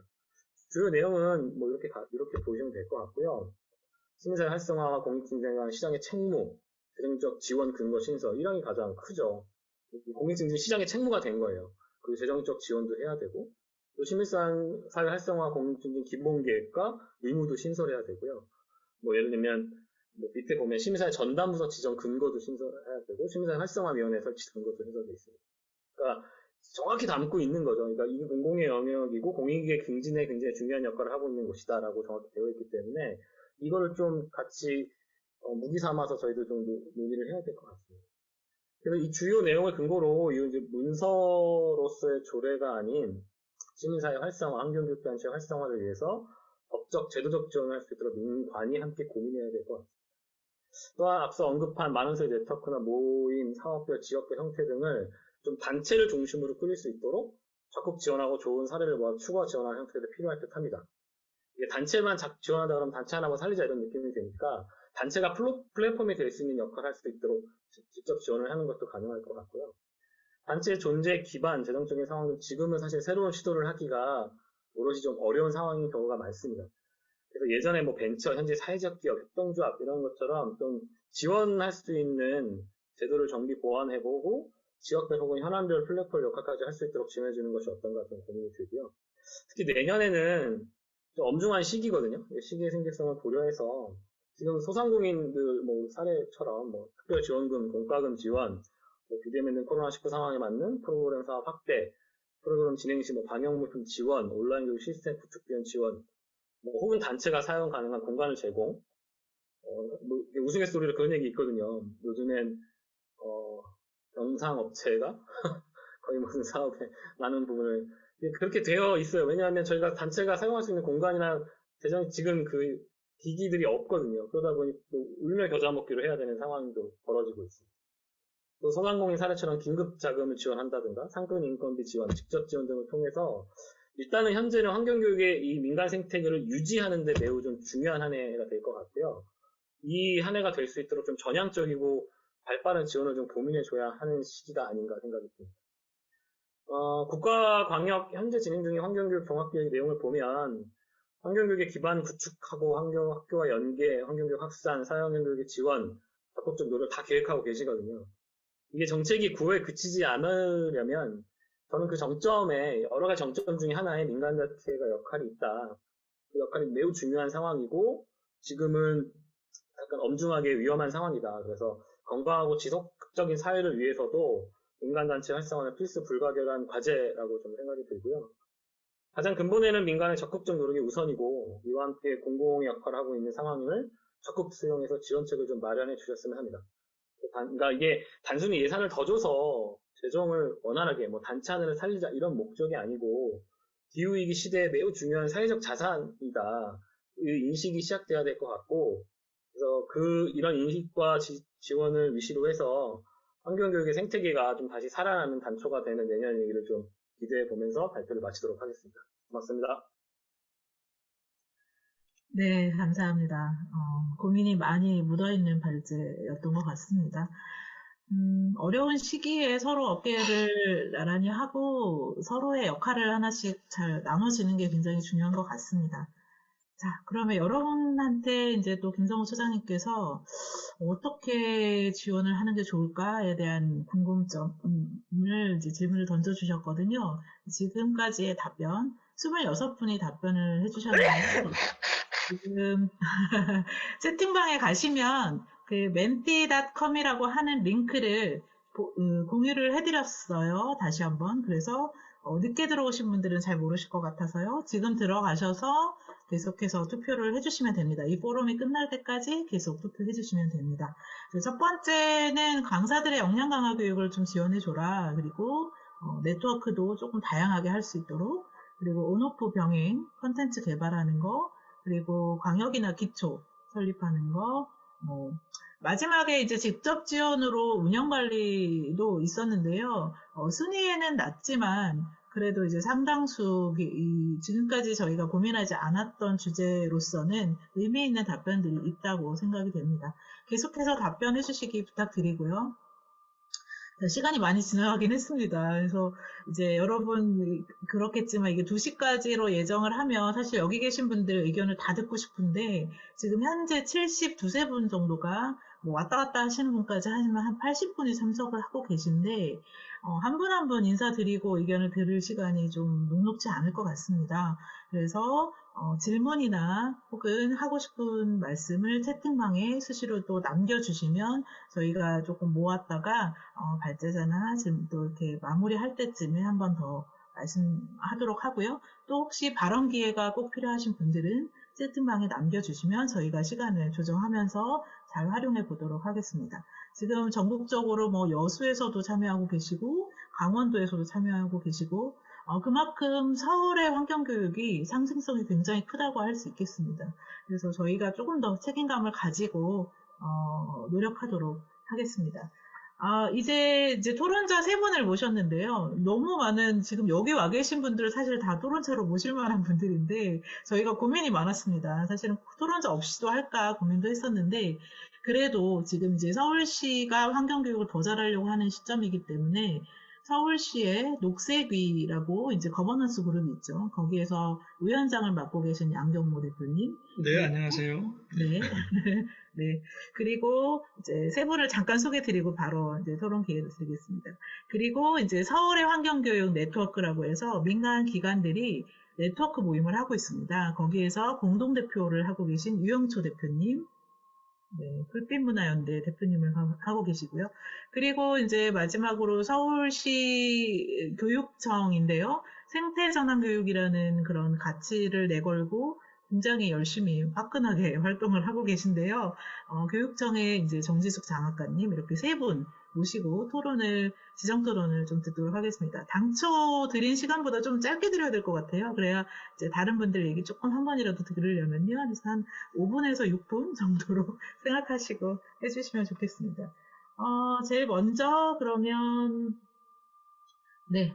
유영초 대표님 먼저 모시고 말씀 듣도록 하겠습니다. 그 사이에 저희가 자료집을 공유를 해드리겠습니다. 그래서 앞에서 놓친 것이 있거나 또 토론하시는 분들 토론문도 들어가 있으니까 살펴보시면서 좀 경청해 주시면 감사하겠습니다.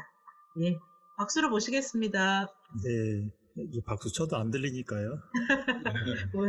저기, 이 말씀 잘 들었고요. 이제 우선 서울시 환경교육의 여러 이제 성과, 그리고 추진 방향, 전반적으로 다 잘 훑어서 이렇게 짚어주신 것 같아요. 그러니까, 3차 환경 계획의 이제 큰 그림까지 이렇게 말씀해 주신 것 같습니다.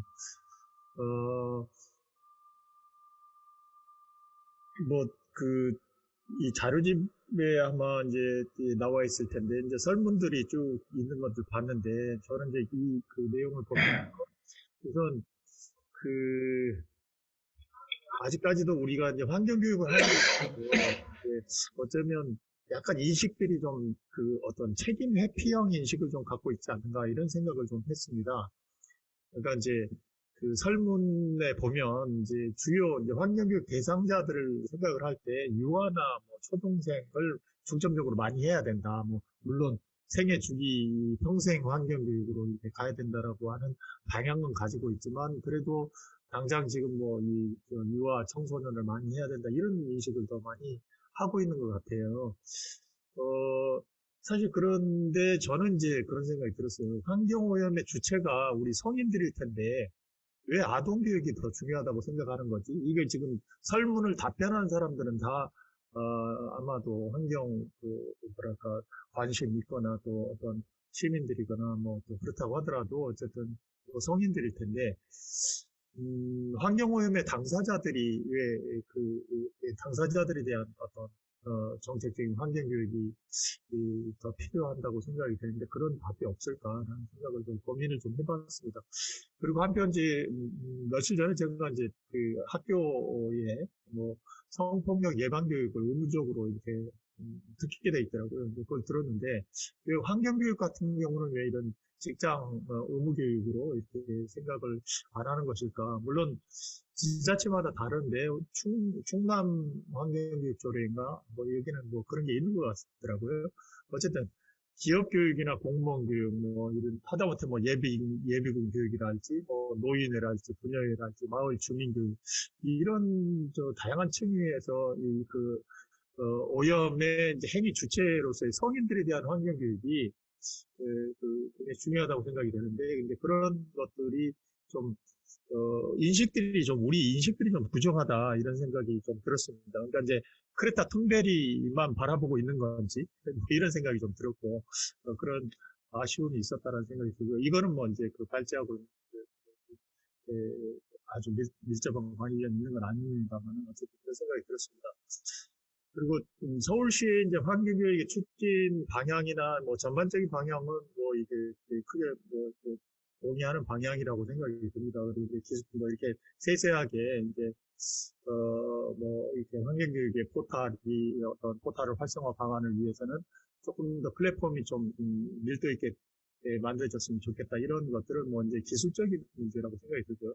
예를 들면 뭐 좀 더 스마트한 이제 서울시 공공 뭐 빅데이터 같은 경우도 좋더라고 잘 만들어져 있는데 그런 것들을 활용을 해서 빅데이터와 인공지능 기반을 통해서 여러 가지 문제 해결도 가능한 어떤 스마트 환경교육 플랫폼 서비스로 나아갔으면 좋겠다. 이런 것도 이제 그냥 뭐 아이디어 차원에서 이제 기술적인 문제라고 생각이 들고요. 또 하나는 이제 가장 근본적인 거는 이제 그 서울 환경교육의 어떻게 보면 조직적인 플랫폼이라고 생각이 되는 서울 환경교육센터에 대한 어떤 비전이나 이 그림들이 명확하지 않다라는 생각이 한편 들었어요. 이제 그런 것들을 좀 가져갔으면 좋겠다. 라는 생각이 들고요. 올해 이제 이렇게 지역환경교육센터 5개를 지정을 해서 이렇게 광역환경교육센터 이전에 5개를 기초를 지정을 해서 먼저 이렇게 환경교육의 어떤 기반을 다져가자고 하는 노력을 하신 것 같아요. 뭐 방향은 좋다고 생각이 들고 또 이 정미경 센터장님이 발표하신 거 보면 올해 이제 큰 성과들도 있었고 좋은 것 같습니다. 그다음에 이제 그것도 이제 기초환경교육센터 같은 경우도 뭐 25개 자치구를 다 만들겠다, 뭐 이런 것들도 이렇게 비전도 있고 그러더라고요. 근데 이제 그것도 물리적으로 뭐 구당 1개, 뭐 이런 것들이 아니라 뭐 주제별로 해서 조금 더 이렇게 유연성을 두고 가져가면 좋지 않을까라는 생각이 듭니다. 그러니까 그 기초환경교육센터가 모든 걸 다 이렇게 수행할 수 없기 때문에 이제 필요할 경우는 주제별로 뭐 이를테면 뭐 뭐 자원 순환에 특화되어 있달지 아니면 뭐 생태 교육에 특화되어 있달지 뭐 또 이 다른 방 기후 변화에 특화되어 있달지 이런 어떤 주제별 기초 환경교육센터 같은 경우도 좀 필요하지 않을까라는 생각이 들었습니다.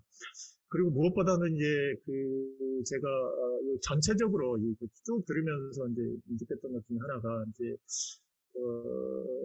학습권이라는 개념.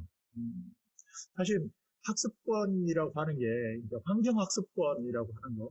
그러니까 의무가 아니라 권리로 접근한다는 거는 바람직한 것 같아요. 그러니까 공부할 권리, 학습할 권리. 사실 권리라고 했을 때 이제 시민들이 과연 환경을 학습의 권리로 생각할 것인지 뭐 이런 것들은 이제 이게 별도로 생각하더라도 어떤 학습권이라고 한다면 누구한테 배울 거냐, 또 무엇을 배울 거냐, 말하자면 교사나 교재에 대한 접근의 권리가 학습권의 핵심일 거란 말이죠. 그래서 누구나 어디서나 배울 수 있는 권리, 또 공부할 수 있는 권리, 그 권리를 보장을 하려면 어떻게 해야 될 건지 이런 이제 세세한 것들이 좀 필요하다고 생각이 들어요. 그러니까 학습권이라는 개념을 가지고 그런 패러다임으로 이제 목표와 비전을 짜려면 이 권리 보장을 위해서 어떻게 할 거냐라고 하는 것들이 좀 구체적으로 좀 노력이 좀 필요하지 않을까 하는 생각이 듭니다. 그러니까 그 학습권이라고 할 때 이제 그 공부를 하려면 공부할 장소가 있어야 되고 공부할 교재가 있어야 되고 공부를 이끌어줄 강사나 멘토가 있어야 될 것이고 근데 강사 인력이랄지 교사랄지 이런 분들이 충분하게 지금 담보돼 있고 강사 조직으로서의 그 단체에 대한 민간 단체에 대한 어떤 그 뭐랄까 그 정책 방향은 또 이렇게 준비가 되어 있는지 이런 것들까지 같이 가야 학습권이라는 분명한 목표와 비전이 그려지지 않을까 생각이 들어요. 사실 지금 이 환경교육 그 교사 강사들은 뭐 거의 90% 이상이 그 비상근 아닌가요? 그러니까 안정적인 어떤 그 구조가 아니기 때문에 그런 측면에서 본다면 학습할 권리로서의 이제 교사를 어떤 선택할 권리, 교사한테 어떤 서비스를 받을 권리 이것들을 충분하게 수용할 수 있는 뭐 그런 조건은 아직 안 된다는 거죠. 그래서 그런 것까지 같이 갔으면 좋겠다라는 생각이 듭니다.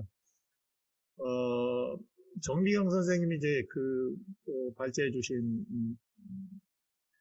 지역환경교육센터 이제 역할과 운영 방안 전반적으로 뭐 이렇게 아마 이제 환경교육센터의 위상이랄지 역할이랄지 이런 것들 잘 모르는 분들을 위해서 잘 정리를 잘 해주신 것 같습니다. 그리고 이제 그 제안으로서 특히 이제 기초환경교육센터가 아직 로드맵이랄지 미션 뭐 이런 것들이 분명히 설정되어 있지 않기 때문에 자치구하고 좀 긴밀하게 협력해서 좀 가져갔으면 좋겠다. 이건 굉장히 중요한 제안이라고 생각이 들고요. 특히 이제 기초센터의 환경교육이 이 환경교육 허브 역할을 해야 된다. 그리고 허브에 이제 구체적인 이제 방안들이 앞으로 좀 고민이 돼야 되겠죠. 그리고 이제 그 자치구 내에 이제 자치구마다 한 개씩 지역 기초 환경교육센터가 있다고 할 때 그 아래에 있는 소규모의 환경교육 그룹들이 있을 거잖아요. 소규모 환경교육 단체들을 어떻게 코디하고 네트워킹하고 또 필요하다면 지자체의 어떤 중간 지원 조직 같은 역할도 해야 되겠죠. 뭐 이런 역할들까지 이제 다양하게 고민을 해야 될 것이고 그 김성우 처장이 말씀하셨던 것처럼 사실은 이 작은 조직들은 내년에 굉장히 위태한 상황이라서 이런 조직들과의 관계를 어떻게 좀 긴밀하게 엮어서 촘촘한 환경교육이 말은 이제 촘촘하다고 한다면 정말로 이렇게 뭐랄까 잘 네트워킹해서 이렇게 갈 수 있도록 이렇게 고민해봤으면 좋겠다라고 생각이 들어요. 좋은 말씀해 주셨고요. 마지막으로 이제 김성우 처장님은 정말 환경교육 단체들의 고민들을 가감없이 잘 말씀해 주신 것 같아요. 사실 이제 환경교육이 예전에는 환경단체 중심으로 해가지고 이루어졌기 때문에 이제 어떤 뭐랄까 희소성도 있고 좀 가치도 있고 뭐 이렇던 측면도 있었습니다. 그런데 지금은 학교나 정부나 기업이나 지금 사실은 뭐 굉장히 많이 확장돼 있죠. 그리고 이제 뭐 그러다 보니까 이제 뭐 이렇게 뭐라고 해야 되나 어쨌든 환경 단체 또는 뭐 이런 단체가 갖고 있는 나름대로 이제 어떤 독창적인 독창성이랄지 이런 것들이 이제 없어지는 경향도 있는 것 같습니다. 한편으로. 그래서 그런 것들을 중심으로 해서 우리가 좀 더 그러니까 환경 단체가 가지고 있는 독특한 아이덴티티가 뭐냐라고 하는 것들을 가지고 근본부터 다시 좀 고민해봤으면 좋겠다라고 생각이 듭니다.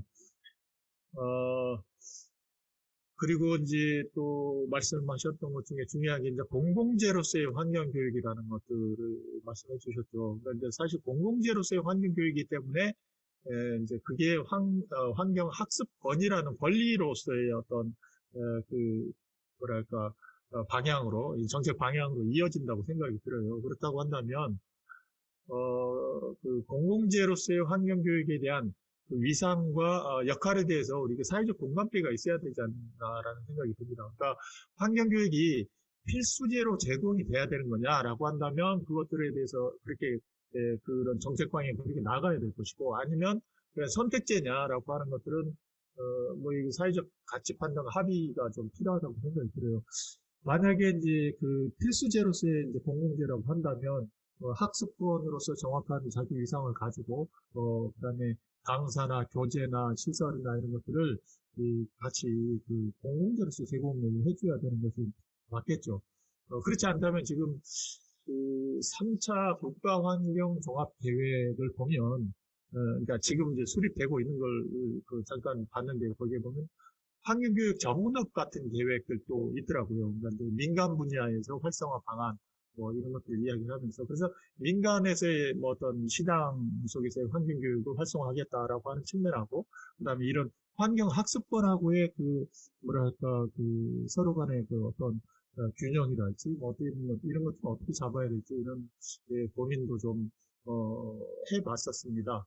어쨌든, 그래서 이 필수제로서의 또 공공재로서의 환경교육이라고 하는 것들을 어떻게 생각하고, 어떻게 우리가 사회에 제한을 해야 될 것인지 이것이 고민이라고 생각이 듭니다.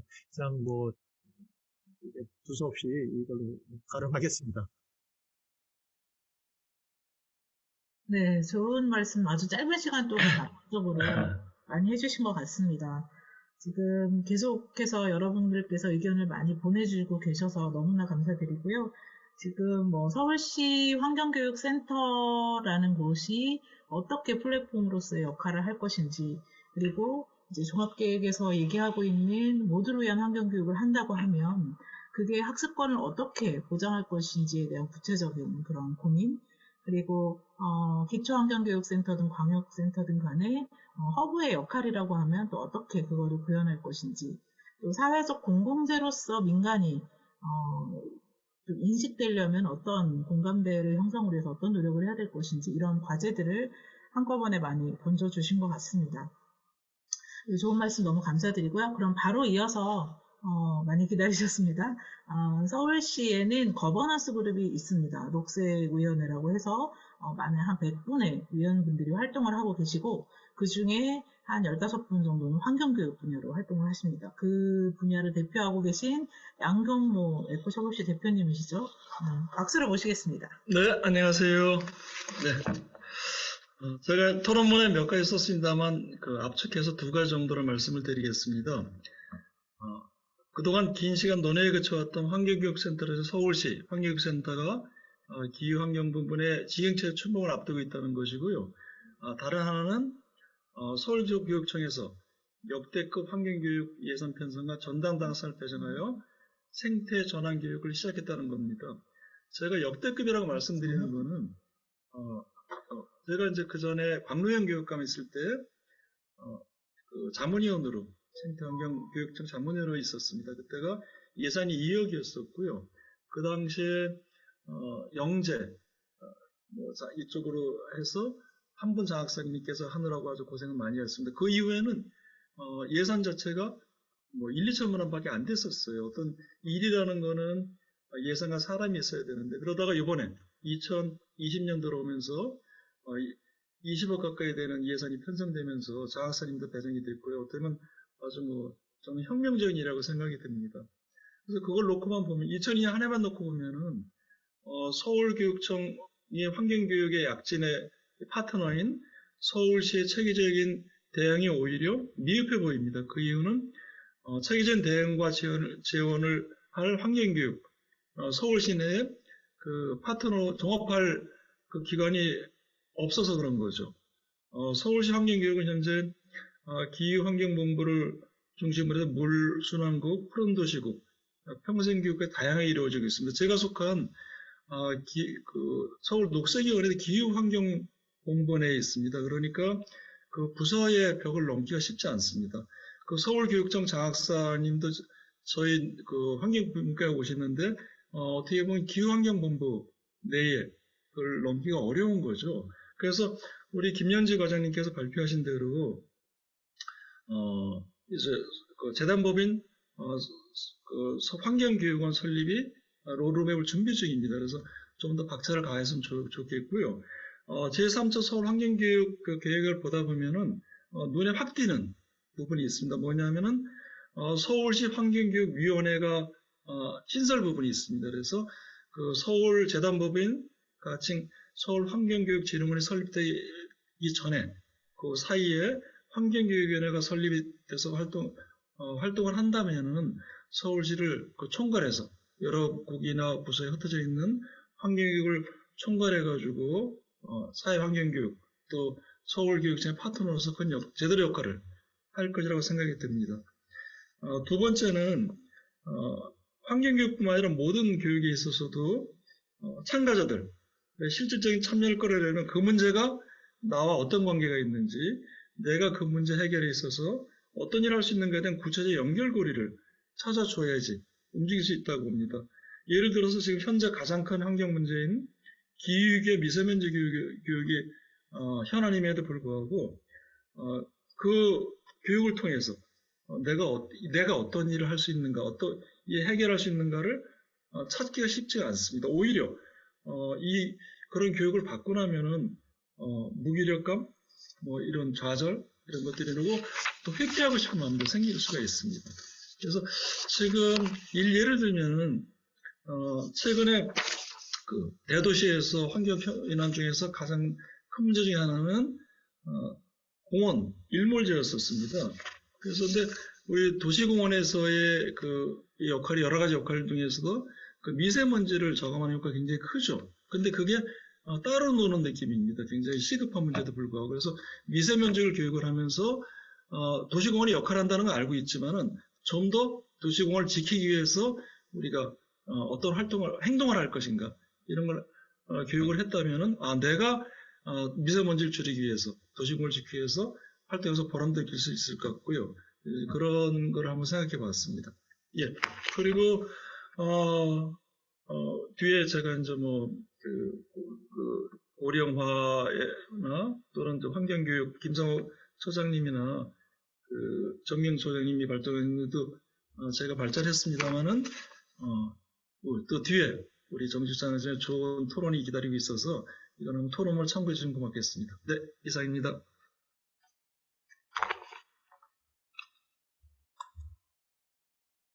네. 예, 시간을 너무나 잘 지켜주셔서 감사합니다. 특히 양경모 대표님은 토론문에 더 풍성한 얘기를 많이 해주셨어요. 그래서 아마 오늘 다른 분들 얘기를 들으시려고 말씀 좀 덜 하신 것 같으세요. 그래서 좀 참고해 주시고요. 지금 방금 화면에 공유 드렸었는데요. 특히 지금 녹색우연으로도 활동하시고 여러 가지 환경 이슈에 관련해서 우리가 무엇을 할 것인가에 대해서 역할을 제대로 고민할 수 있는 교육에 대해서 강조를 해주셨는데, 그래서 이제 설문조사 결과를 보면 쓰레기 문제 이런 것들을 중요하게 시민들이 꼽고 있는데 어떻게 환경 교육을 할 수 있는지 이런 아이디어들을 계속해서 많이 보내주시면 감사하겠습니다. 그러면 지정토론 마지막으로 서울시 교육청의 정지숙 장학관님 모시고 말씀 드리도록 하겠습니다. 안녕하세요. 잘 들리시나요? 소리가 조금 작아서 들리네요. 가까이서 말씀해 주시면 좋겠습니다. 얼굴이 커 보여가지고 가까이 가면 네, 좀 잘 들리시나요? 네, 잘 들립니다. 예, 감사합니다. 서울시 교육청에 근무하고 있고요. 2020년 9월 1일자로 서울시 교육청에서 사실 생태환경에너지 교육팀이 사실은 굉장히 주목을 받으면서 신설이 됐습니다. 전체 인원이 장학관 1명에 장학사가 3명이고요. 1월 1일자로 곧 주무관 1명도 추가로 배정될 예정이어서 총 5명의 인원으로 운영은 될 것 같아요. 근데 이제 굉장히 주목받으며 신설이 됐음에도 불구하고 팀이 팀이다 보니 저희들을 만날 때마다 사람들이 되게 불편해 하거든요. 여기 계시는 여러분들도 혹시 주변 사람들이 불편해 하지는 않으신가요? 저만 보면, 저희 팀만 보면 사람들이 이렇게 다들 얘기해요. 나 종이컵 안 써. 나 핸드테이블 안 써. 나 손수건 들고 다녀. 이렇게 자기네들의 변명? 이런 것들이 이제 저희한테 하면서 이게 가끔씩 피해 다니기도 하고, 종이컵 들고 이제 커피 마시다가 이렇게 나를 보면 이렇게 뒤로 숨기도 하고 이런 행동들을 많이 하시거든요. 근데 이제 어쩌다가 이렇게 주목받던 팀에서 불편한 사람이 되었는지에 대한 제가 더 불편하더라고요. 그런 것들을 보면서 그런 생각을 조금 했고요. 그렇지만 어찌 됐든 이제 이 팀에 들어와서 환경부든 서울시든 이제 홈페이지나 이런 것들을 좀 들여다보기 시작했고 그쪽에서 어떤 정책들을 하고 있는지 제가 이제 들여다보면서 이분들하고 협력해야 될 게 굉장히 많다라는 게 사실은 좀 느껴졌습니다. 그런 것들이 보이기 시작하면서 이게 서울시는 환경교육이라고 이야기를 하고 교육청은 생태전환 교육이라고 이야기를 하지만 우리가 가고자 하는 목적은 같지 않는가, 또는 비전이나 방향이나 전략도 같다라는 생각을 했었습니다. 어쨌든 아무튼 향후 서울 시민을 위한 환경교육에서 이제 과장님이 말씀해 주셨지만 서울시가 가장 중요하게 고려해야 할 생애 주기 대상이 아동, 청소년, 유아로 사실은 나타났거든요. 그런 걸 보면서 어찌됐든 교육청이 하고자 하는 그 대상이 학생과 청소년 그리고 유아교육 쪽도 저희가 이제 포함을 하고 있으니까, 그렇기 때문에 교육청과 서울시가 진짜로 협력을 해야 효과가 좀 나겠다, 시너지가 좀 나겠다라는 생각을 했고, 서울시 교육청은 서울시와 협력할 의사가 확실하게 있습니다. 말씀을 드리고요. 또 이제 이번에 제가 이걸 보면서 그 공공이든 민간이든 서울시가 운영하고 있는 환경교육 시설이나 환경교육 프로그램이나 교재 교구들이 굉장히 많다라는 것을 알게 됐고요. 그 다음에 민간 단체에서도 이 프로그램들이 생각보다 저희가 생각했던 이상으로 굉장히 많이 가지고 있더라고요. 그런데도 불구하고 예산이 부족하다, 참가자 모집이 어렵다, 강사 지도자가 부족하다 등의 이제 애로사항들을 말씀을 하고 계시는데, 학교에서는 실질적으로 이렇게 민간단체하고 환경교육과 관련된 그 협력을 받기를 굉장히 원하고 있고, 교육청에서도 2021학년도에는 학교를 대상으로 이렇게 지원을 굉장히 많이 할 예정이에요. 그렇기 때문에 프로그램이나 강사의 질에 대한 확신과 지속성에 대한 그런 확보, 이런 것들만 있다면 학교와 선생님들이 여러 환경단체 또는 환경활동가들을 굉장히 많이 컨택을 할 거라고 사실은 생각을 합니다. 더불어서 교육청에서도 여러분들에 대한 홍보를 굉장히 많이 해드릴 예정에 있습니다. 그래서 실질적으로 이제 마을 단위 환경교육 지원 체계를 강화하겠다고도 이야기하고 다른 여러 가지 것들을 말씀을 하고 계시는데, 이런 것들을 하실 때 학교 그리고 이제 아까 말씀하신 것처럼 교육지원청과의 소통이나 협력을 많이 해주셨으면 좋겠다라는 생각을 하고 있고요. 이게 학교나 학부모들이 딱 봤을 때 정말 이분들이 와서 굉장히 진정성 있고 의미가 있고 굉장히 높은 역할들을 하고 있다라는 것들이 기대치가 충족이 되기만 하면 학교에서 여러분들에 대한 호응도 이런 것들이 굉장히 좀 높아질 거라는 생각을 하고 있습니다. 더불어서 이 환경교육 관련 단체에서 강사나 지도자가 굉장히 부족하다라고 이야기를 하는데, 학교가 사실은 고민하고 있는 부분이 뭐냐면 환경교육 전문 인력 양성을 이렇게 사실은 시민단체든 아니면 민간단체든 굉장히 많이 하고 계시잖아요. 그런데 그런 분들에 대한 지원 자격이나 자격 취득 조건이 좀 까다로워야 되는 게 아닌가. 심지어 학교 교사 수준의 역량을 갖출 수 있을 정도로 수준이 좀 높아졌으면 좋겠다라는 생각들을 좀 하고 있고요.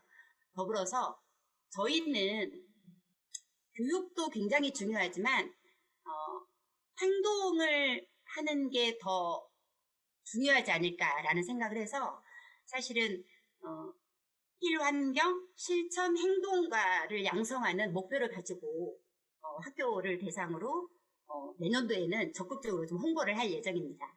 그렇기 때문에 여러분들의 많은 도움이 사실은 필요하다라는 말씀을 한 번 더 드리고요. 이제 마지막으로 여러분들이 좀 궁금해하실 사항이기도 하고 그럴 터이니, 저희가 내년도부터는 서울 생태전환 파크, 이거는 이제 가칭이긴 한데, 이런 조성이나 운영을 위해서 현재 가양대교 근처에 공진중학교라고 폐교된 학교가 있습니다.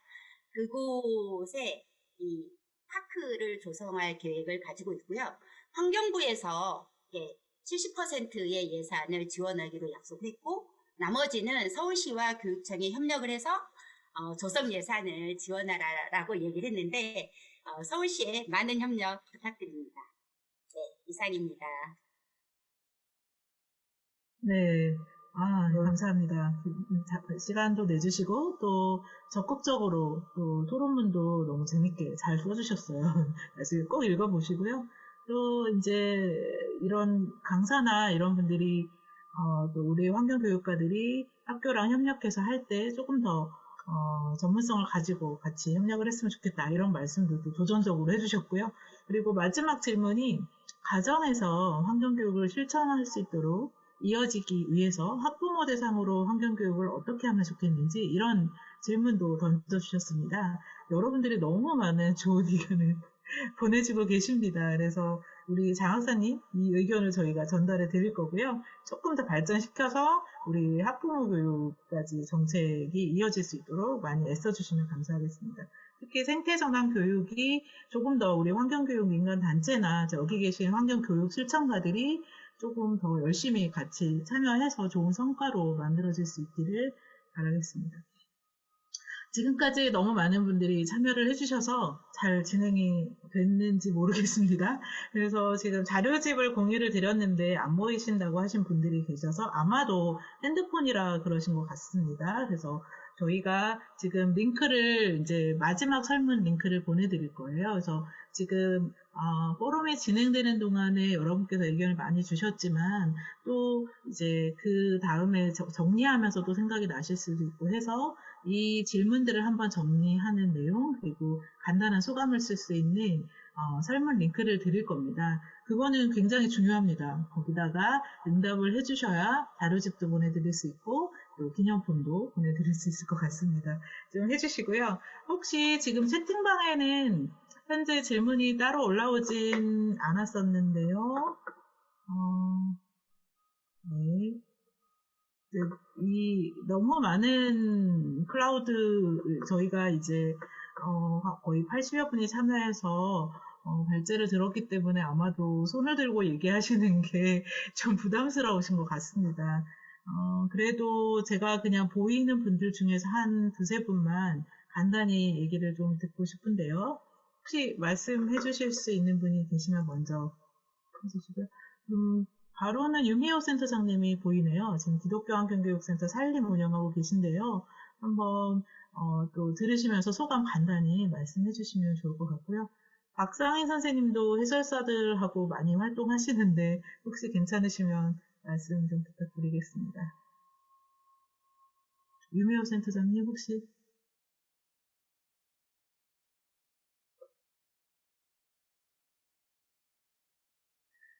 그러면 우리 박상인 선생님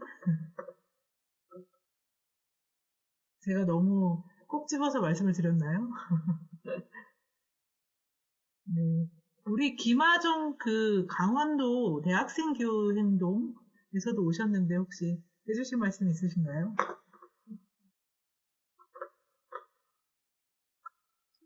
안녕하세요. 네네. 소리 들리나요?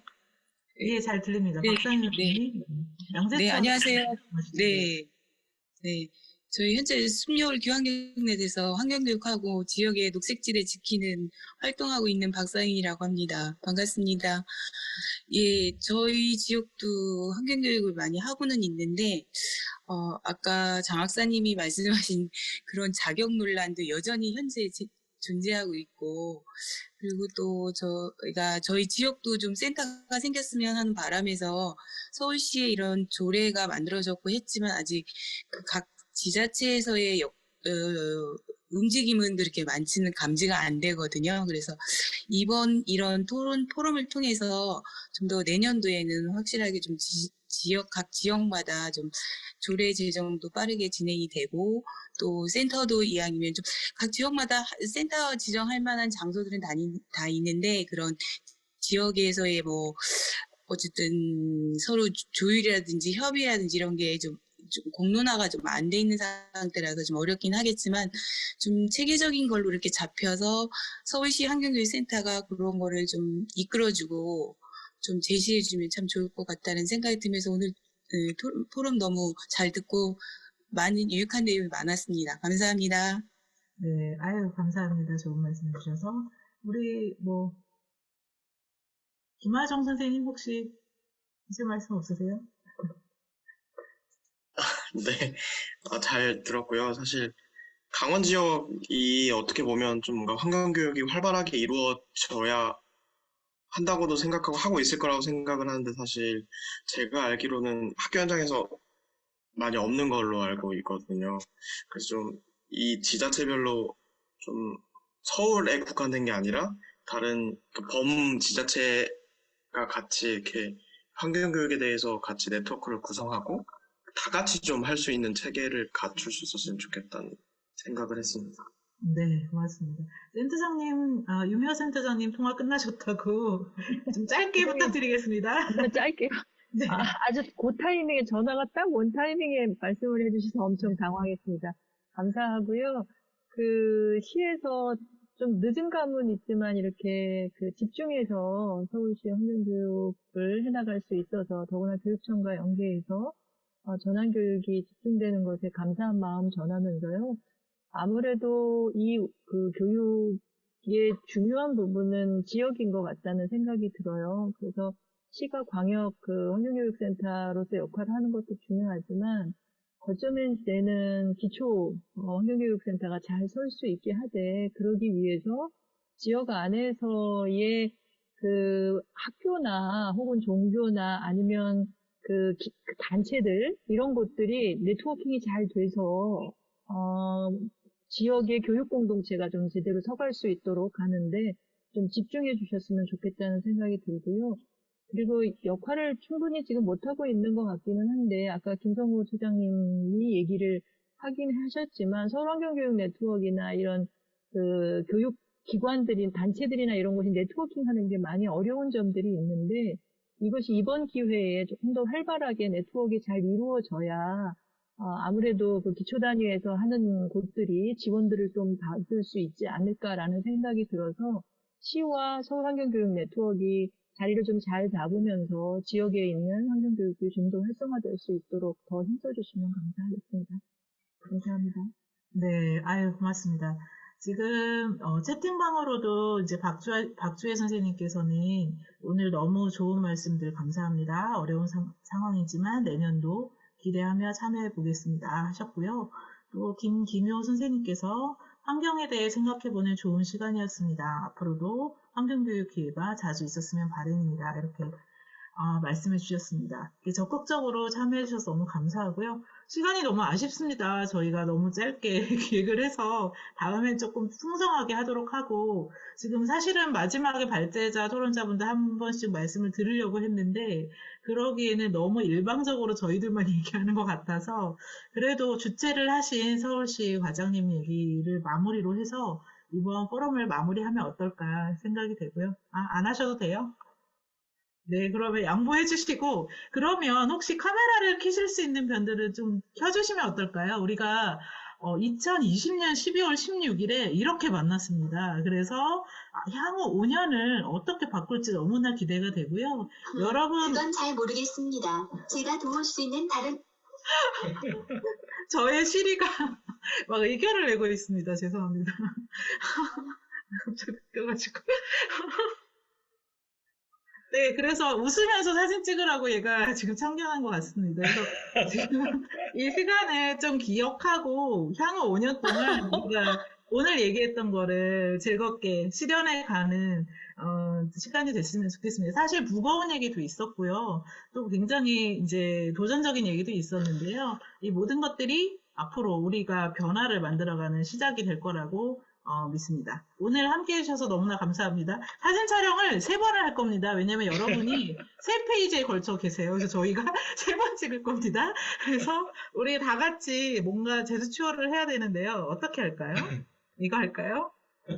네, 뭐 여러 가지 제스처 뭔가 팔을 들고 작은 부위나 큰 부위를 해주시고 또 엄지척을 해주셔도 되고, 예, 하트를 하셔도 됩니다. 뭔가를 해주시면 감사하겠습니다. 예, 얼굴이 저희 SNS에 나갈 수도 있어요. 가리고 싶은 분은 마스크를 쓰거나 손으로 뭔가 하시면 됩니다. 저희 안 가려드립니다. 자, 그럼 하나, 둘, 셋 하면 표지를 3번 취하셔야 돼요. 자, 하나, 둘, 셋. 네, 찍었죠? 네. 다시 한번 다음 페이지로 가겠습니다. 하나, 둘, 셋. 이것도 뭡니까?